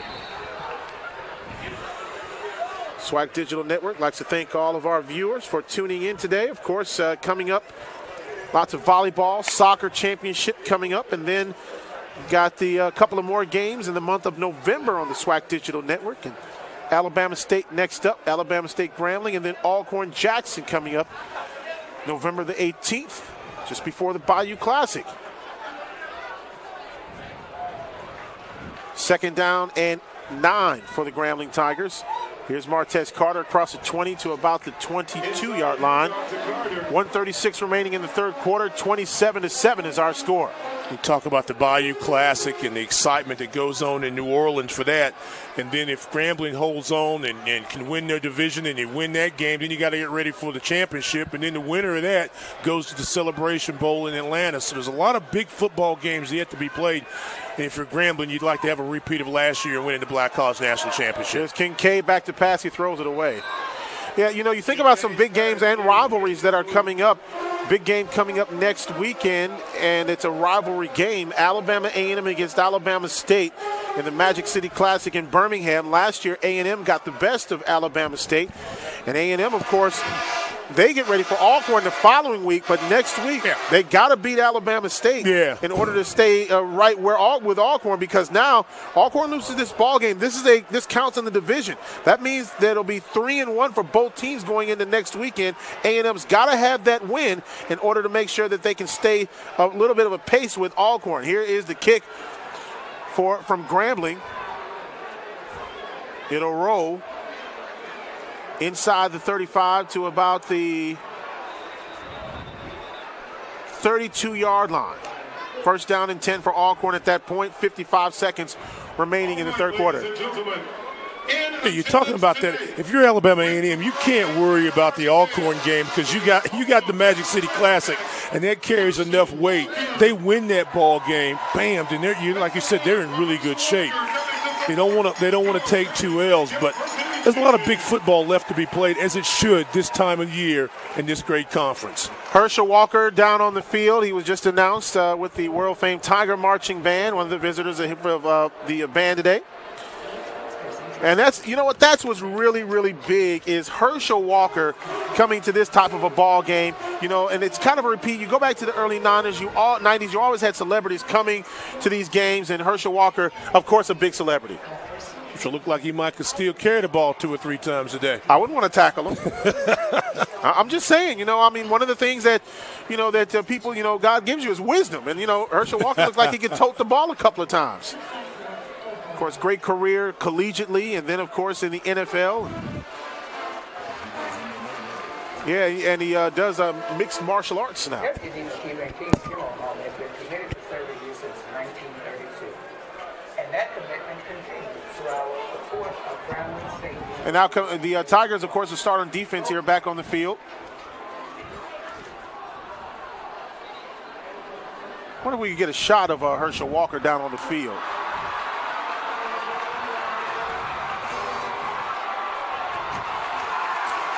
Alcorn State coming back on the field now.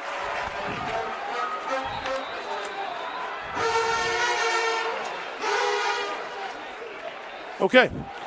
Braves got a ball again. A couple seconds before the end of the quarter. And again, it's telling you got to score. You got to find a way to score. And just keep making bigger and bigger mistakes. Throwback.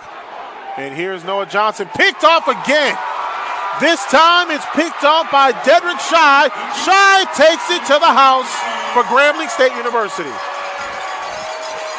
Well, wow.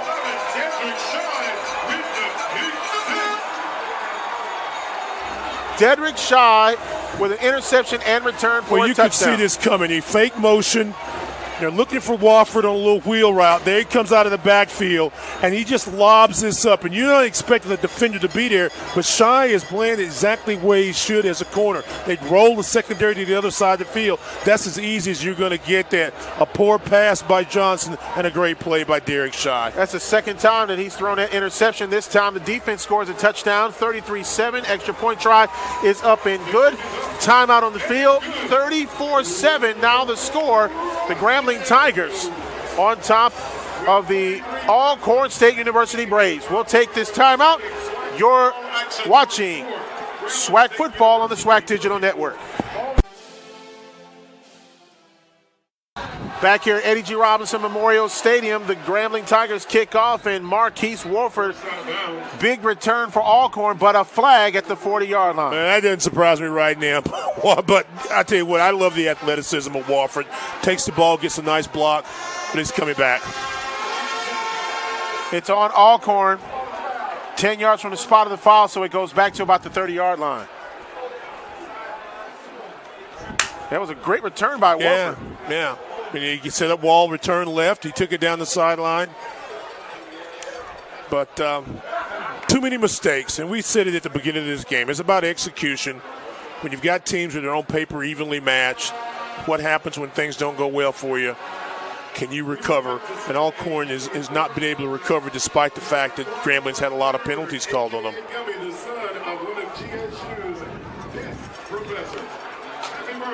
First down and 10 here for the Alcorn State University Braves.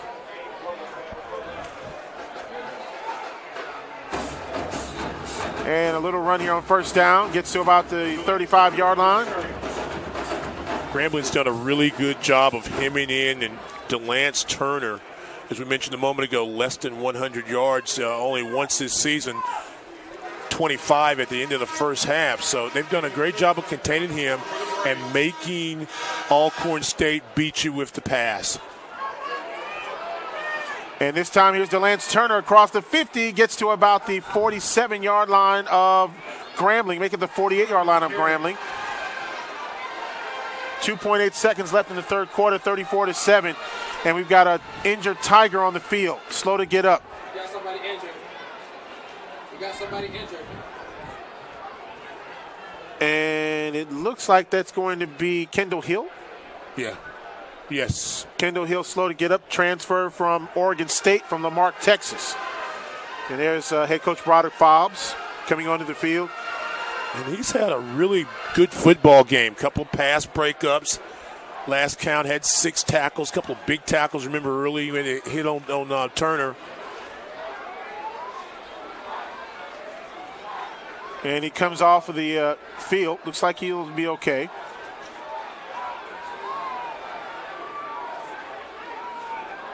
Mullins not on the field. He is still on the sideline. So defensively, you don't have Mullins in the ball game. He's sitting down. And now Kendall Hill comes out of the ball game. And that's the end of the third quarter with the score. The Grambling Tigers 34, Alcorn State 7. We'll take this timeout. You're watching the SWAC Digital Network.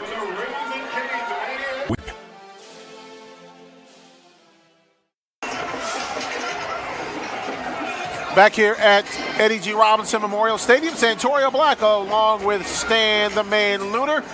And it's first down and 10 for Alcorn State University. 34-7 the score. You know, we talked about this game last year, and it was a little bit of a blowout in the regular season, a little bit closer to the championship game. This game, regular season, Alcorn doesn't make something happen pretty soon, it could be another blowout. Looks like that Noah Johnson's still in the ball game, which makes me think that Lenore's footman, something must be wrong. Yeah, as I said, maybe before the first interception by Johnson, I saw him under the tent, and I couldn't tell if he was getting any treatment or any attention at the time.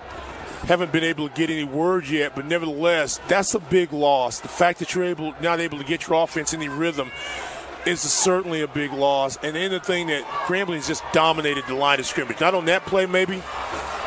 And this is DeLance Turner still on his feet.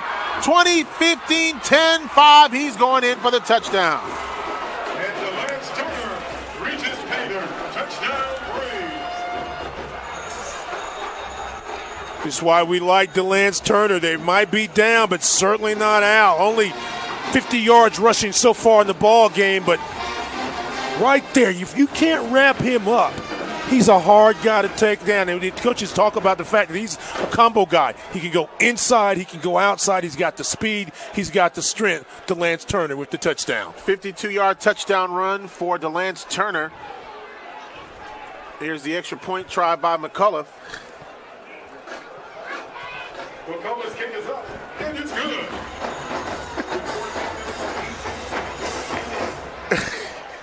President Rick Gallo having fun with one of our camera guys. Your score, Grambling State University 34, Alcorn State University. And there's President Rick Gallo is up here in the press box. President of Grambling State University. Having a little fun at the ball game. He said he was going to photobomb the television broadcast during the game. Well, he got that done. Yeah, he got it done. He got that done. Well, the Tigers, of course, as we said, they get ready next weekend for homecoming against Texas Southern University. Alcorn has the weekend off, and probably a much-deserved one and a much-needed one, because Alcorn, they've had really murder's row when you're talking about the number of games that they've had to play against top contenders. And I want to bring this up here just a little bit, too. When you start taking a look at down the road just a little bit, Celebration Bowl, SWAC Championship, all that kind of good stuff. Currently right now in several of the polls, North Carolina A&T still the number one team in black college football. Grambling second, North Carolina Central third. We saw what happened last year with A&T under head coach Rod Broadway. They went number one going into that game in the Aggie Eagle Classic. North Carolina Central won, went on to the Celebration Bowl where Grambling eventually won. Coach Broadway said that one of the things that they're being very careful about is that they're undefeated right now going into this week's contest, and they really want to make sure that they don't have another stumble like they did last year. Here's a onside kick, and it looks like Alcorn may have recovered it. Nope. Yeah, Alcorn has recovered the onside kick. Yeah, I think they did. They waited to the very last second with Charles Pringle. The ball's got to go past the 45-yard line, and it's on the bounce. Once it hits the ground, it becomes a free play. All right, here's the ball, rolls, goes 45. He's got it. Oh, yeah, that's a good play. And he's got the foot in bounds. First down Alcorn, so the Braves get the ball back 34-14. This one's not over, Stan. 14-18 remaining in the game. Nice call by Fred McNair and his special teams. And you see there's the execution. And understanding the rule, the ball's got to go about 40, past 10 yards, so it'll be 45. Got it. And, yeah, you're right. Let's see if they can get something going here. And had that 1 foot inbounds. That was really important. And the official right there on top of it. Good play by Alcorn. And a good job, you're right, by the officials to let the play out and understand what was going on, and they didn't jump the gun and say it was an illegal play. Great job. Let's see, can you take advantage of it? Noah Johnson still in the game, and this pass incomplete to Marquise Warford, and he was open there on the screen. And that'll bring up second down and 10. Johnson just doesn't look comfortable there. Snap a little wide. And that's a pretty easy throw you've got to be able to make. It just kind of throws and airs it out. And Warford not able to come up with the catch. He only goes 5'10". He needed to be about 6'4" to make that play. 2nd down and 10 here for the Alcorn State Braves. 3 receivers set on the opposite side. Here's Noah Johnson to pass. Complete, gets it to the tight end. And that's going to be number 84, Jalen Walker, the wide receiver, I should say, the senior from Christian Brothers High School in Sacramento. And that time they brought a tight end, kept maximum possession, only a 2-man route that time. Look for Walker in the curl zone. He gets it, gets the first down, and a little rhythm. Then they go with 3 wide receivers. So you got to think they're going to go dive or cut. And this one is incomplete. It's going to be P.J. Simmons' flag is on the play. It's going to be a false start. That's going to go against Leroy Greenridge, the offensive lineman from Naples, Florida. You got a little pep in your step right now for your Alcorn. You get the touchdown, the 50-yard run by Turner, and you get the onside kick. So now you keep doing positive things. Even if it's a little short passes like they had a moment ago to Walker, they're moving the football. They're gaining some rhythm. Delance Turner over 100 yards rushing on the day. Here is Noah Johnson. He's going down. Doesn't look good for Noah Johnson. He was staring at black shirts to the east, to the west, and to the south. 4th sack of the afternoon. You get pressure from the inside. They let a little game. Malcolm Williams, the linebacker, comes up, makes the initial hit. But great job of coverage on the back line, but the front push. Look at that. They rushed 7 guys, and only 6 were able to block. That'll bring up 2nd down and a bunch. 2nd and 22, as a matter of fact, with the ball resting at the 48-yard line. Same position where Delance Turner got the handoff and ended up getting a touchdown. Here is Noah Johnson back to pass, looking for the open receiver. Scrambles out, and it is incomplete. Nice defense there from the Grambling State University Tigers. Diamante Johnson on the coverage. Good job on the coverage, sack Johnson and the rest of the crew in the back line. But you see a quarterback in Noah Johnson that's really not certain exactly what he wants to do. Maya could have picked up a couple of yards with his legs, tried to stretch the play out, and had a receiver coming back. Had they caught the ball, only picked up about 4 or 5 yards. So now faced with another 3rd down situation. And Grambling's done a great job in getting Alcorn off the field today on their 3rd down. Alcorn, 2 of 9 in 3rd downs going into the 4th quarter. Once again, here's Johnson scrambling now to his left, looking, and he's going to be knocked out of bounds at about the 45-yard line of Grambling. And that's going to bring up 4th down, if I'm not mistaken. And they wanted to mention, Diamante, let's see who the injured player is on the field for the Grambling Tigers. Mullins is still on the sideline. And the injured player for the Grambling State University Tigers, if I'm not mistaken, that's going to be big Christopher Johnson, the defensive lineman from Mansfield. He's a senior. Let me ask you a question. You've seen a few Grambling games this year at home. How has the field turf affected the guys? And I've seen a lot of Grambling guys go down. Is it maybe heat? Is it footing? I know it's a new turf. It has some tendency to be a little slippery from time to time. Just kind of curious to see what the feedback has been with the guys about that. So far, the guys love the turf, and I'm going to tell you why. When you go back to the field, especially the Bermuda grass that you had last year, over the years, you had divots, you had issues, you had problems with the field, drainage problems, you slipped in some places. When the field company came in here and did this field, Hellas Construction, which is out of New York, one of the things that you saw was they have an entirely different drainage system than they did in the past. At the stadium, there used to be, I think, 4 to 5 drains on each side and then 3 just beyond the end zones. Caused problems because the underneath pumps that you had at times, this was a pond at one point in time, so that was an old drainage system, and you constantly had to repair pumps. Well, they did about $150,000 of work to the pumps a couple of years ago, so the pumps are still in good shape, but the drainage system is entirely different, and instead of having these big grates, it runs down the side of the field. You see where that little concrete area is to the opposite side? You can start to see that's where the drainage starts, and it's all along the field now, so that makes a huge difference in how it's drained now here at the stadium. Yeah, but understanding the drainage and everything, but you're noticing a lot of guys are slipping. And so I guess what I'm saying is that maybe football related or field related or a little bit of both. More football related because without that drainage system. Well, this is new turf. Yeah. I mean, and new turfs tend to be a little slick with the humidity, with the weather like it is here. Now, I'm just curious because I've noticed that's like the fifth guy I think that's gone out today with what appears to be some type of lower leg injury.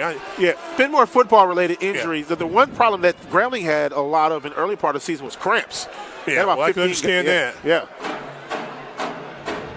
3 receivers to one side, 1 to the other. Here is the quarterback, Noah Johnson, looking for the opening, and it is complete at about the 30-yard line.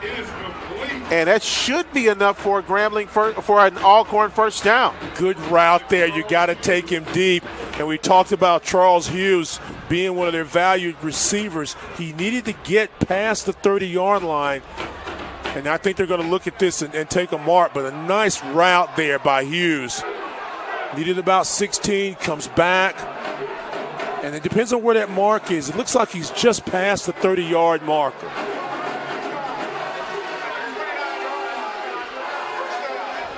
Yeah, they gave him a good spot, first down. One of the few times today that Johnson really looked comfortable in the pocket.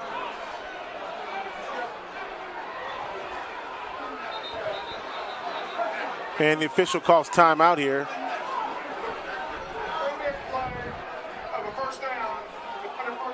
Yep, they're going to review that first down.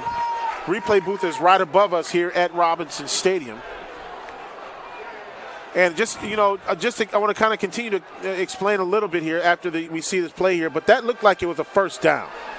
Well, yeah, he gets past the marker, but they're also going to depend on where the football is. And see, when he comes back, he rolls over. I think he's got the first down. You needed to get past the 30-yard line. See, he hadn't caught it right there. But now he has it, and it looks like he's maybe like the 29. If they give him the spot that I would have given him, he's at the 29. Yep.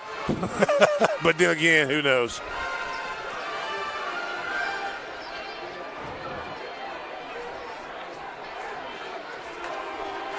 Well, while we have this opportunity, I wanted to kind of finish up because there's been a lot of questions about everything that's going into the stadium here at Grambling. Of course, the crown is a little different. That causes, more drainage. This field is very similar to what they have with some of the Dallas Cowboy practice fields. As a matter of fact, Hellas was the same company that worked with that. New sound system, new scoreboard, new ref mics, new drainage system. So there was a lot of work that went into this field. And Paul Bryant, the athletic director, spoke about that at halftime. And not only this, but there's other things that are in the works right now. They turned the soccer field around here at Grambling. So that's also something they did. Yep, you called it 29-yard line, first down. Get one more look at this. The line of gain was a 30. And as he catches the ball right there, he's above the 30-yard line. And you can see you've got line of gain and also the chain in the same sequence. So a good catch by Hughes keeps his drive going.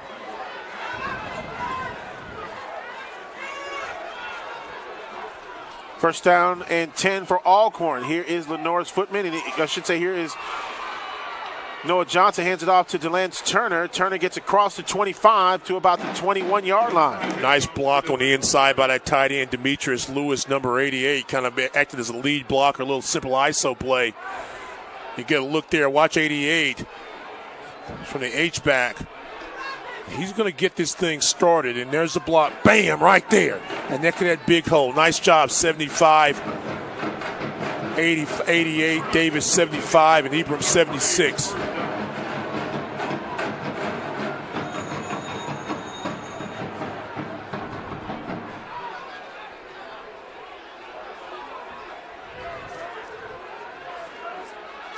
Could make things interesting if Alcorn could score now.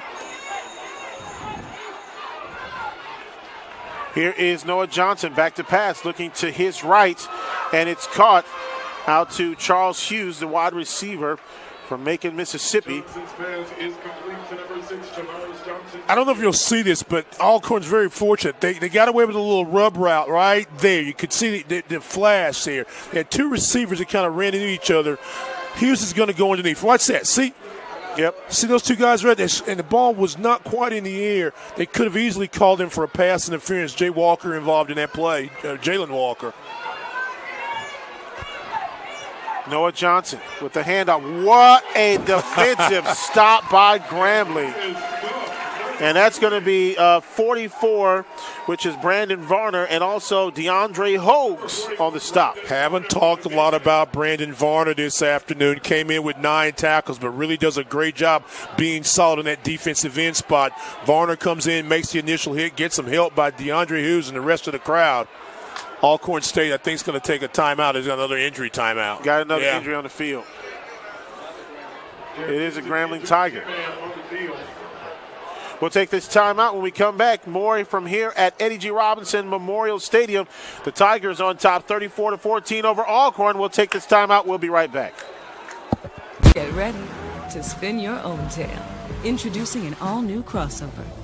Toyota CHR. Toyota, let's go places. Back here on the SWAC Digital Network, Noah Johnson running out of bounds at about the 21, or make that the 16-yard line. It's going to be 4th down and about 8 yards to go here. And this is definitely 4-down territory. 9:25 left to go in the ball game. 34-14 to score.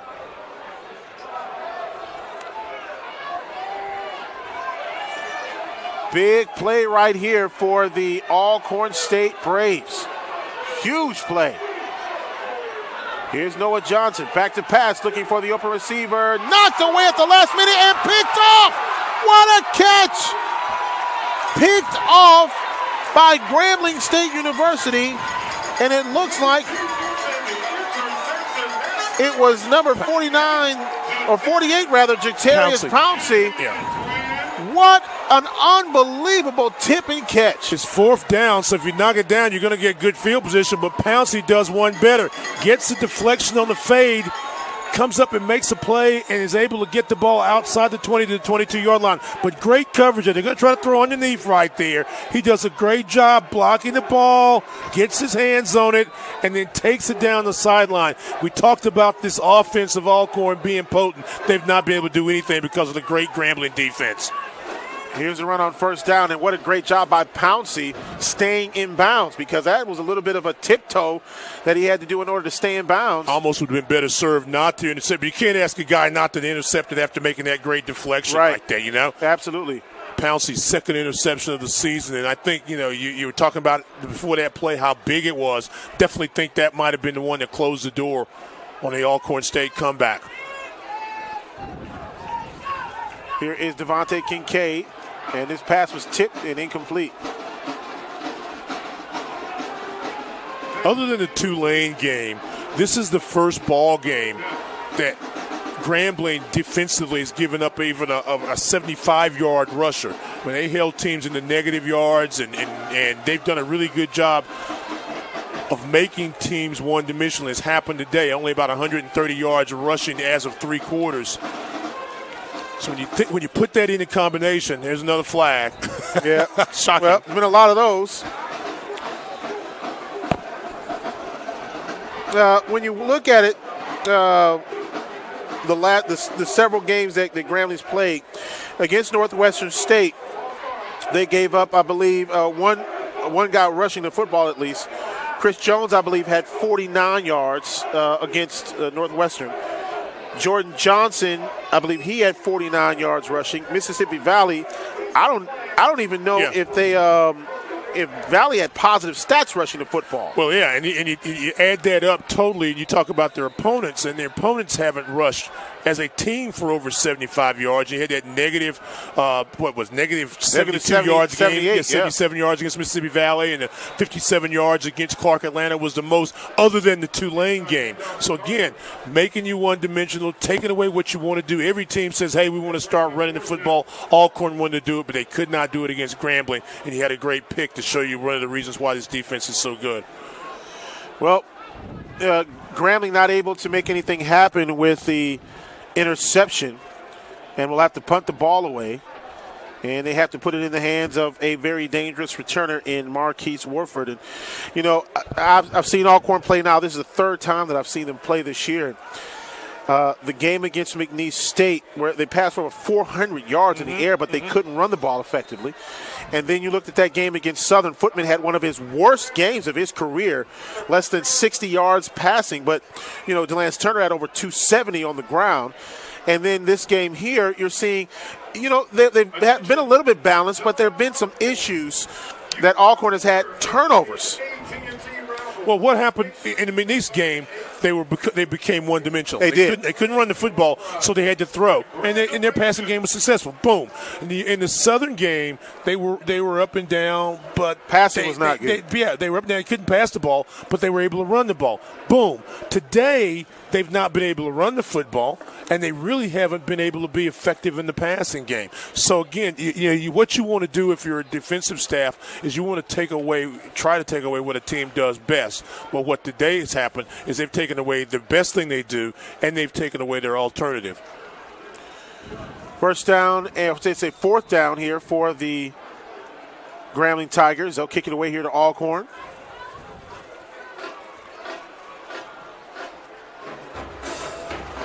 And this punt will come down at about the 30-yard line. First down and 10 for Alcorn State at that point. Ball is down at the 32-yard line, where the Braves will take over first down and 10. I'm looking over my notes here. I'm looking, and one of their outstanding weapons for Alcorn State's been Orlando Veals all season. Yep. And haven't called his name very often. I got to look back. At the end of three quarters, he had no receptions. Veals is one of those guys that they had to get in the game that they have not gotten in the game, and he was a big part of their offense against Southern. He was a big part of the offense, if I'm not mistaken, against McNeese, even in the loss. And you're right, when you can't get your ball in your playmakers' hands, that's a real problem. You know, you go back to what they did receiving as far as the total yards. You know, again, they did a great job passing the ball or rushing the ball. 402 against Southern, 56 yards passing. Right. You look at what they did, I believe it was against Florida International. That was a close game there. 328 passing, and then they had 137 rushing.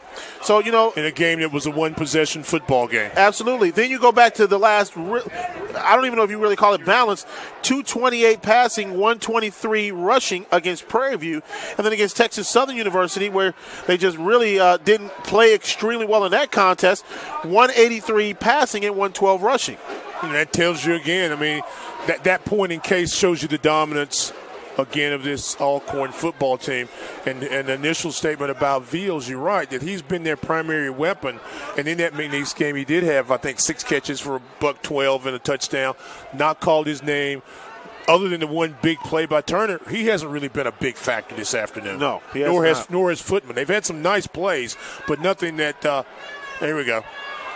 And here's a run here just when you think they're out.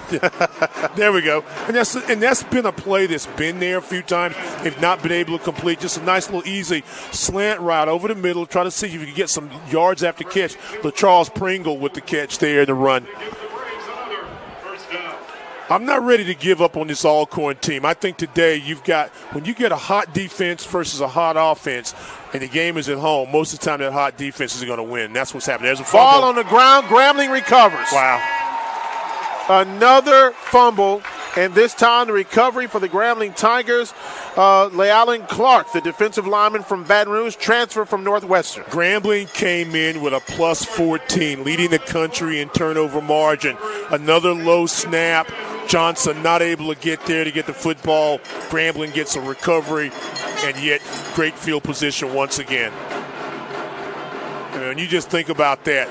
There are teams that go years, and can't get an aggregate of a plus 14 as far as a turnover margin. Yeah, no kidding. And all of it, you're putting pressure on the defense, you're putting pressure on the offense, you're making plays.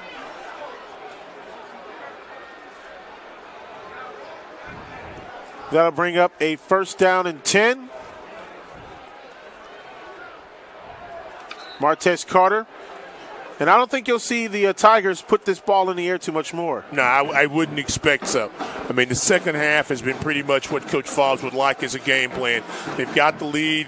They'll let their defense make some plays, and their offense just kind of just do enough to keep the chains moving, and better yet, keep the clock moving. Double stack formation, 4 receivers set. Bottoms in the ball game. Yep, Hickbottom now coming in.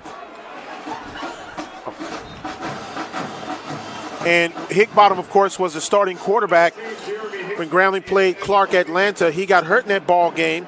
Martez Carter had to come in. He ended up being SWAC Player of the Week. How's that work out? Well, hey, when you got talent. You know, it's easy. Get the ball in Carter's hands out of a little shotgun situation, little old single wing type stuff. They had a lot of success with the wing tee back in the day on this campus, so, you know, you can do that.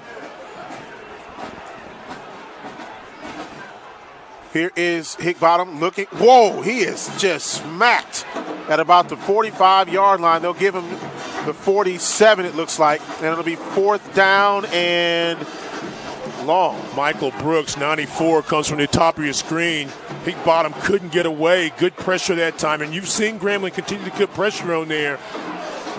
On the quarterback, gets a sack. And Nail, if you're Alcorn State, I think you set up the return. I don't think you punt block and force a turnover, force a possible roughing the kicker and keep the drive and the ball going. 5:28. Try to see if you can get into one more possession and score. Talk about some of these. Here's a punt here.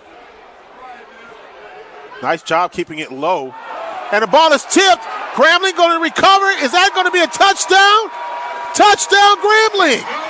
A fumble by the Alcorn special teams. Grambling recovers and scores a touchdown. Is that guy? Now let's see here. Would they consider this a muff? I don't think he ever got possession of the football. He just touched it. So he just touched it. So it's a live ball, and you fall on it, and another touchdown. And that's Geis with the score. And look, Quentin Geis, the wide receiver known for catching the ball. Here's the bounce. It does go off of his hands. Yeah, you can see the change of direction. And you're inside. The rule has always been usually if you're inside the 10, put your heels on the 10, and anything over your head, let it go. And Wofford trying to make a play doesn't make the smart decision, and another touchdown for the Tigers. Now they're saying Takavion Rockwell had the touchdown, but it looked like Geis to me. I want to check it again.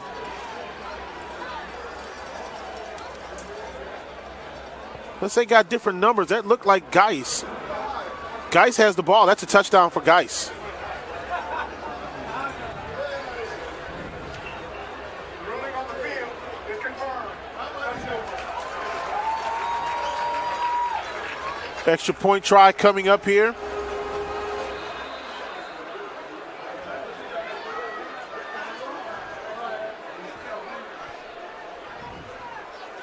Here's a snap. The hold is down. The kick is up. It is good. Timeout on the field. We'll take this timeout. Grambling 40, Alcorn 14. We'll take this timeout. You're watching the SWAC Digital Network. Final day of judgment where a legend will rise. For tickets and more information, go online to swacfootball.com. Back here at Eddie G. Robinson Stadium, where the Grambling Tigers up 41 to 14. Over Alcorn State University. And, Stan, if you're Alcorn, you got to look at it. It's a much-needed break that you need coming up next week. The story of this ball game, if I'm looking at this from the Alcorn perspective, way too many mistakes, turnovers, fumbles, special teams miscues where it put Grambling in great field position. I think that this is the second defensive touchdown that they scored today. Yeah, the second this afternoon. You had your interception a moment ago and returned 51 yards by Shy. Geis gets a recovery. The fourth touchdown that Grambling scored on a defense or special teams perspective this season. So, yeah, you're exactly right. Alcorn not able to get their offense established. Stayed on the field way too much defensively. This ball is popped up straight in the air, and Alcorn will get the ball at about the 25 or 30-yard line, and that's where they will take over. But the good thing about it, you've got a week off, so you get a chance to heal and heal physically as well as mentally. and get ready for the final stretch with the game against Alabama A&M and eventually the game against Jackson State. And one that all games are going to be very, very important in the SWAC East.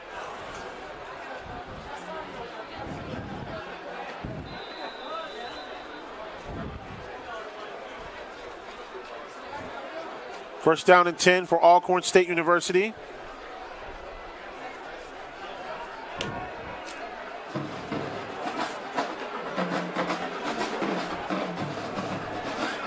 And here is the catch. It's made by number 84, and that's going to be Jalen Walker.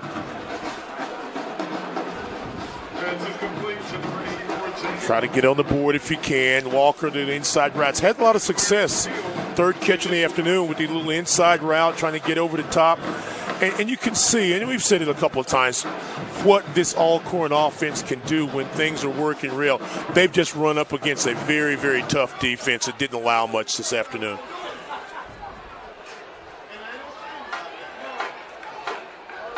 Here's a run up the middle of the field. 4:35 remaining in the game. And before I forget about it, Robbie Klein-Moons and my man Brian Howard, the SIDs at the respective schools at Alcorn and at Grambling State, I want to thank those guys for all their help this week in getting coaches and getting preparation, getting notes. Really done a great job. Brian just coming here as the SID in the last couple of months, done a really good job. I just want to thank them guys personally for all their work this week. Yeah, they really did put in a lot of hard work, and that's incomplete pass that goes out of bounds. Pass is incomplete. You got a football game. You got basketball starting with their Midnight Madness. You got a new field. You got TV, SWAC Digital Network coming in. You got a lot of stuff going on, and Brian and his staff handle it like a champ, and we appreciate all their help. 41-14 right now. The Grambling Tigers on top of the Alcorn State University Braves. Third down and about 8 yards to go here for Alcorn. Here is Noah Johnson. He'll pick up the first down and get out of bounds at about the 44-yard line. First down. Noah Johnson, QB keeper, the chain for another Braves first down.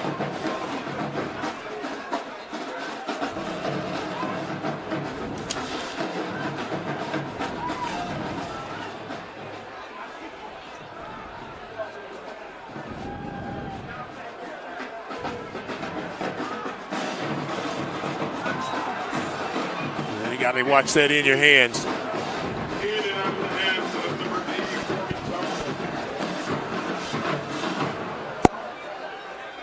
84. They'll bring up second down and 10 yards to go.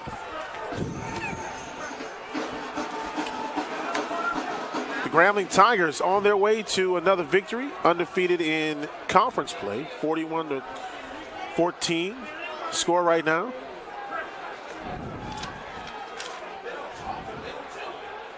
Four receivers for the Braves. And Noah Johnson is going down again. And he is Wow. Man, it just goes from day to night. I mean, the pocket doesn't collapse. It just implodes. And all of a sudden, you're daylight, and then you're at night. There's a push to get great rush to the inside. It's a nice move to get to the outside. When we talk about this big, the front seven, they have just dominated this afternoon.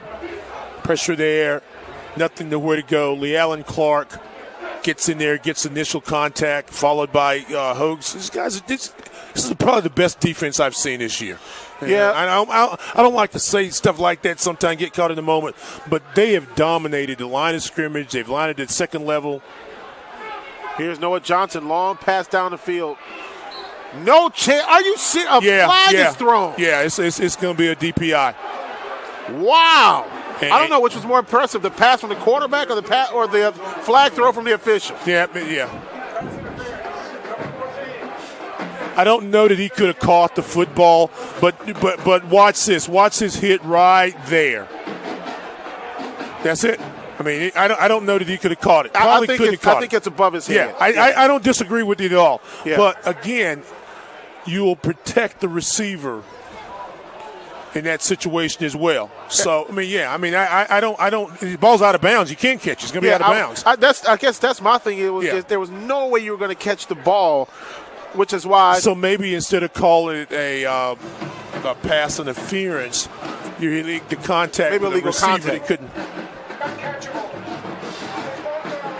Good call. So they're forgetting about the hit. Okay. Okay. Yeah, because there was no way. Yeah, there's he was no gonna way. catch Right. it. I'm not disagreeing with y'all. There's no way he's going to catch that ball. But that hit there is what I was thinking. That a receiver that couldn't protect himself. That's what I would have thought they would have called, if anything. But hey, nevertheless, That's going to bring up a fourth down here for Alcorn State, 4th and about 13. but you're right. The official had a great arm, didn't he? Oh, He man, threw I that mean- flag about 40 yards. I mean, really? Sign that guy up, see if he's got eligibility left. Got to talk to Harold Mitchell about that. And then once again, day to night, and Noah Johnson is going down. Turnover on downs. Grambling gets it. 2:39 remaining in this ball game. 41-14 is the score. Deontay Hatter, who we haven't talked a lot about, gets his 3rd sack on the year, but just watch the pocket cave in. You're exactly right. Now, they're white shirts there, but they're not quick enough off the football right now to make the play. Watch Hatter come in there. He's involved in the play along with Lealon Clark. I want to go back to this play for a second and just kind of point out something here after this particular play here. 1st down and 10 for the Grambling Tigers. And here's the give. Desharius Flowers, about a yard or 2 loss on that play. If we can go back to that play, I don't know if we can or not, but if you notice what happened on this play, Lou, look at all of the shirts that were on one defender. There were 3 guys on one defender. 3 guys on one right and 3 there. guys standing watching. And there was no way that you were going to be able to defend everybody. Well, wow. 3 on 1, and you got all kinds of guys open there. I mean, that's domination. Jeremy Hickbottom still in the ball game here for the Grambling Tigers. We saw some good play here today on both sides.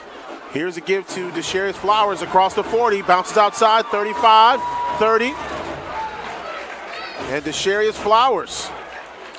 the offensive line of Grambling State has dominated the defensive line. The defensive line of Grambling State has dominated the offensive line of Alcorn.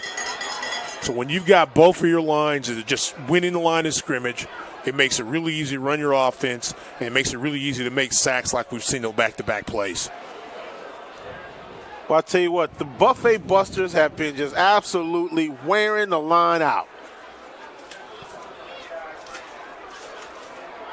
And that was the battle that we talked about, is the offensive line against the defensive line for Alcorn, and then the other side was the offensive line of Alcorn and the defensive line of Grambling. Yeah. We talked about that. That was going to be the battle that would determine this ball game, and we've seen that. And then, of course, I think that the filling those gaps for Grambling when you're looking at their defense, flushing Noah Johnson out, and even Footman at times, Noah Johnson just making some uncharacteristic mistakes, getting the ball down the field and throwing to open defenders. It really, really has caused havoc. Well, when you've got Alcorn State was number 1 offensively, number 2 defensively. Grambling was number 1 defensively, number 2 offensively. I felt like you said those things were going to kind of cast each other off, but it was the special teams errors. It was making mistakes with the football, the fumbles early that shot themselves in the foot. The fact that Alcorn was only like 2 out of 7 on third down conversion in the first half. Total domination. Congratulations to the G-men. You keep rolling right along. 28 seconds remaining. The Grambling Tigers will win this one 41-14, and again they dominate Alcorn. They now move to 6-1 overall, 3-0 in conference play. Alcorn State University now drops their first game in conference play. They are now 4-1 in conference play, make that 3-1 in conference play, 4-1, and they are now have their third loss of the season. They are now 5-3 on the season, and more importantly, they're in a dead tie with Alabama A&M as they get ready for that game in 2 weeks. Well, it's been a great game here at Robinson Stadium. The Grambling State University Tigers win a big game against the Alcorn State University Braves by the score of 41-14. And you see the kids of Broderick Fobbs running out on the field, giving their dad a hug after a big game. Stan, it's been a pleasure. It's been a pleasure as always. Always enjoy coming down to Grambling State. Historic football. That guy is doing a lot of great things. Keep on rolling if you're a G-Man fan. Good gracious, are good. Absolutely. And on behalf of the entire SWAC crew, we want to thank the entire SWAC crew, a lot of the camera people, students right here at Grambling State University. Of course, Alan Blakeney. Want to thank Lynn. Of course, James Crenshaw in the truck. And, of course, Robert, want to thank you where you are at as well. Santoria Black along with Stan Lunar. We will see you coming up on November the 11th when we'll be broadcasting live from Montgomery, Alabama. Final score 41-14. Always remember, one nation, one people, peace.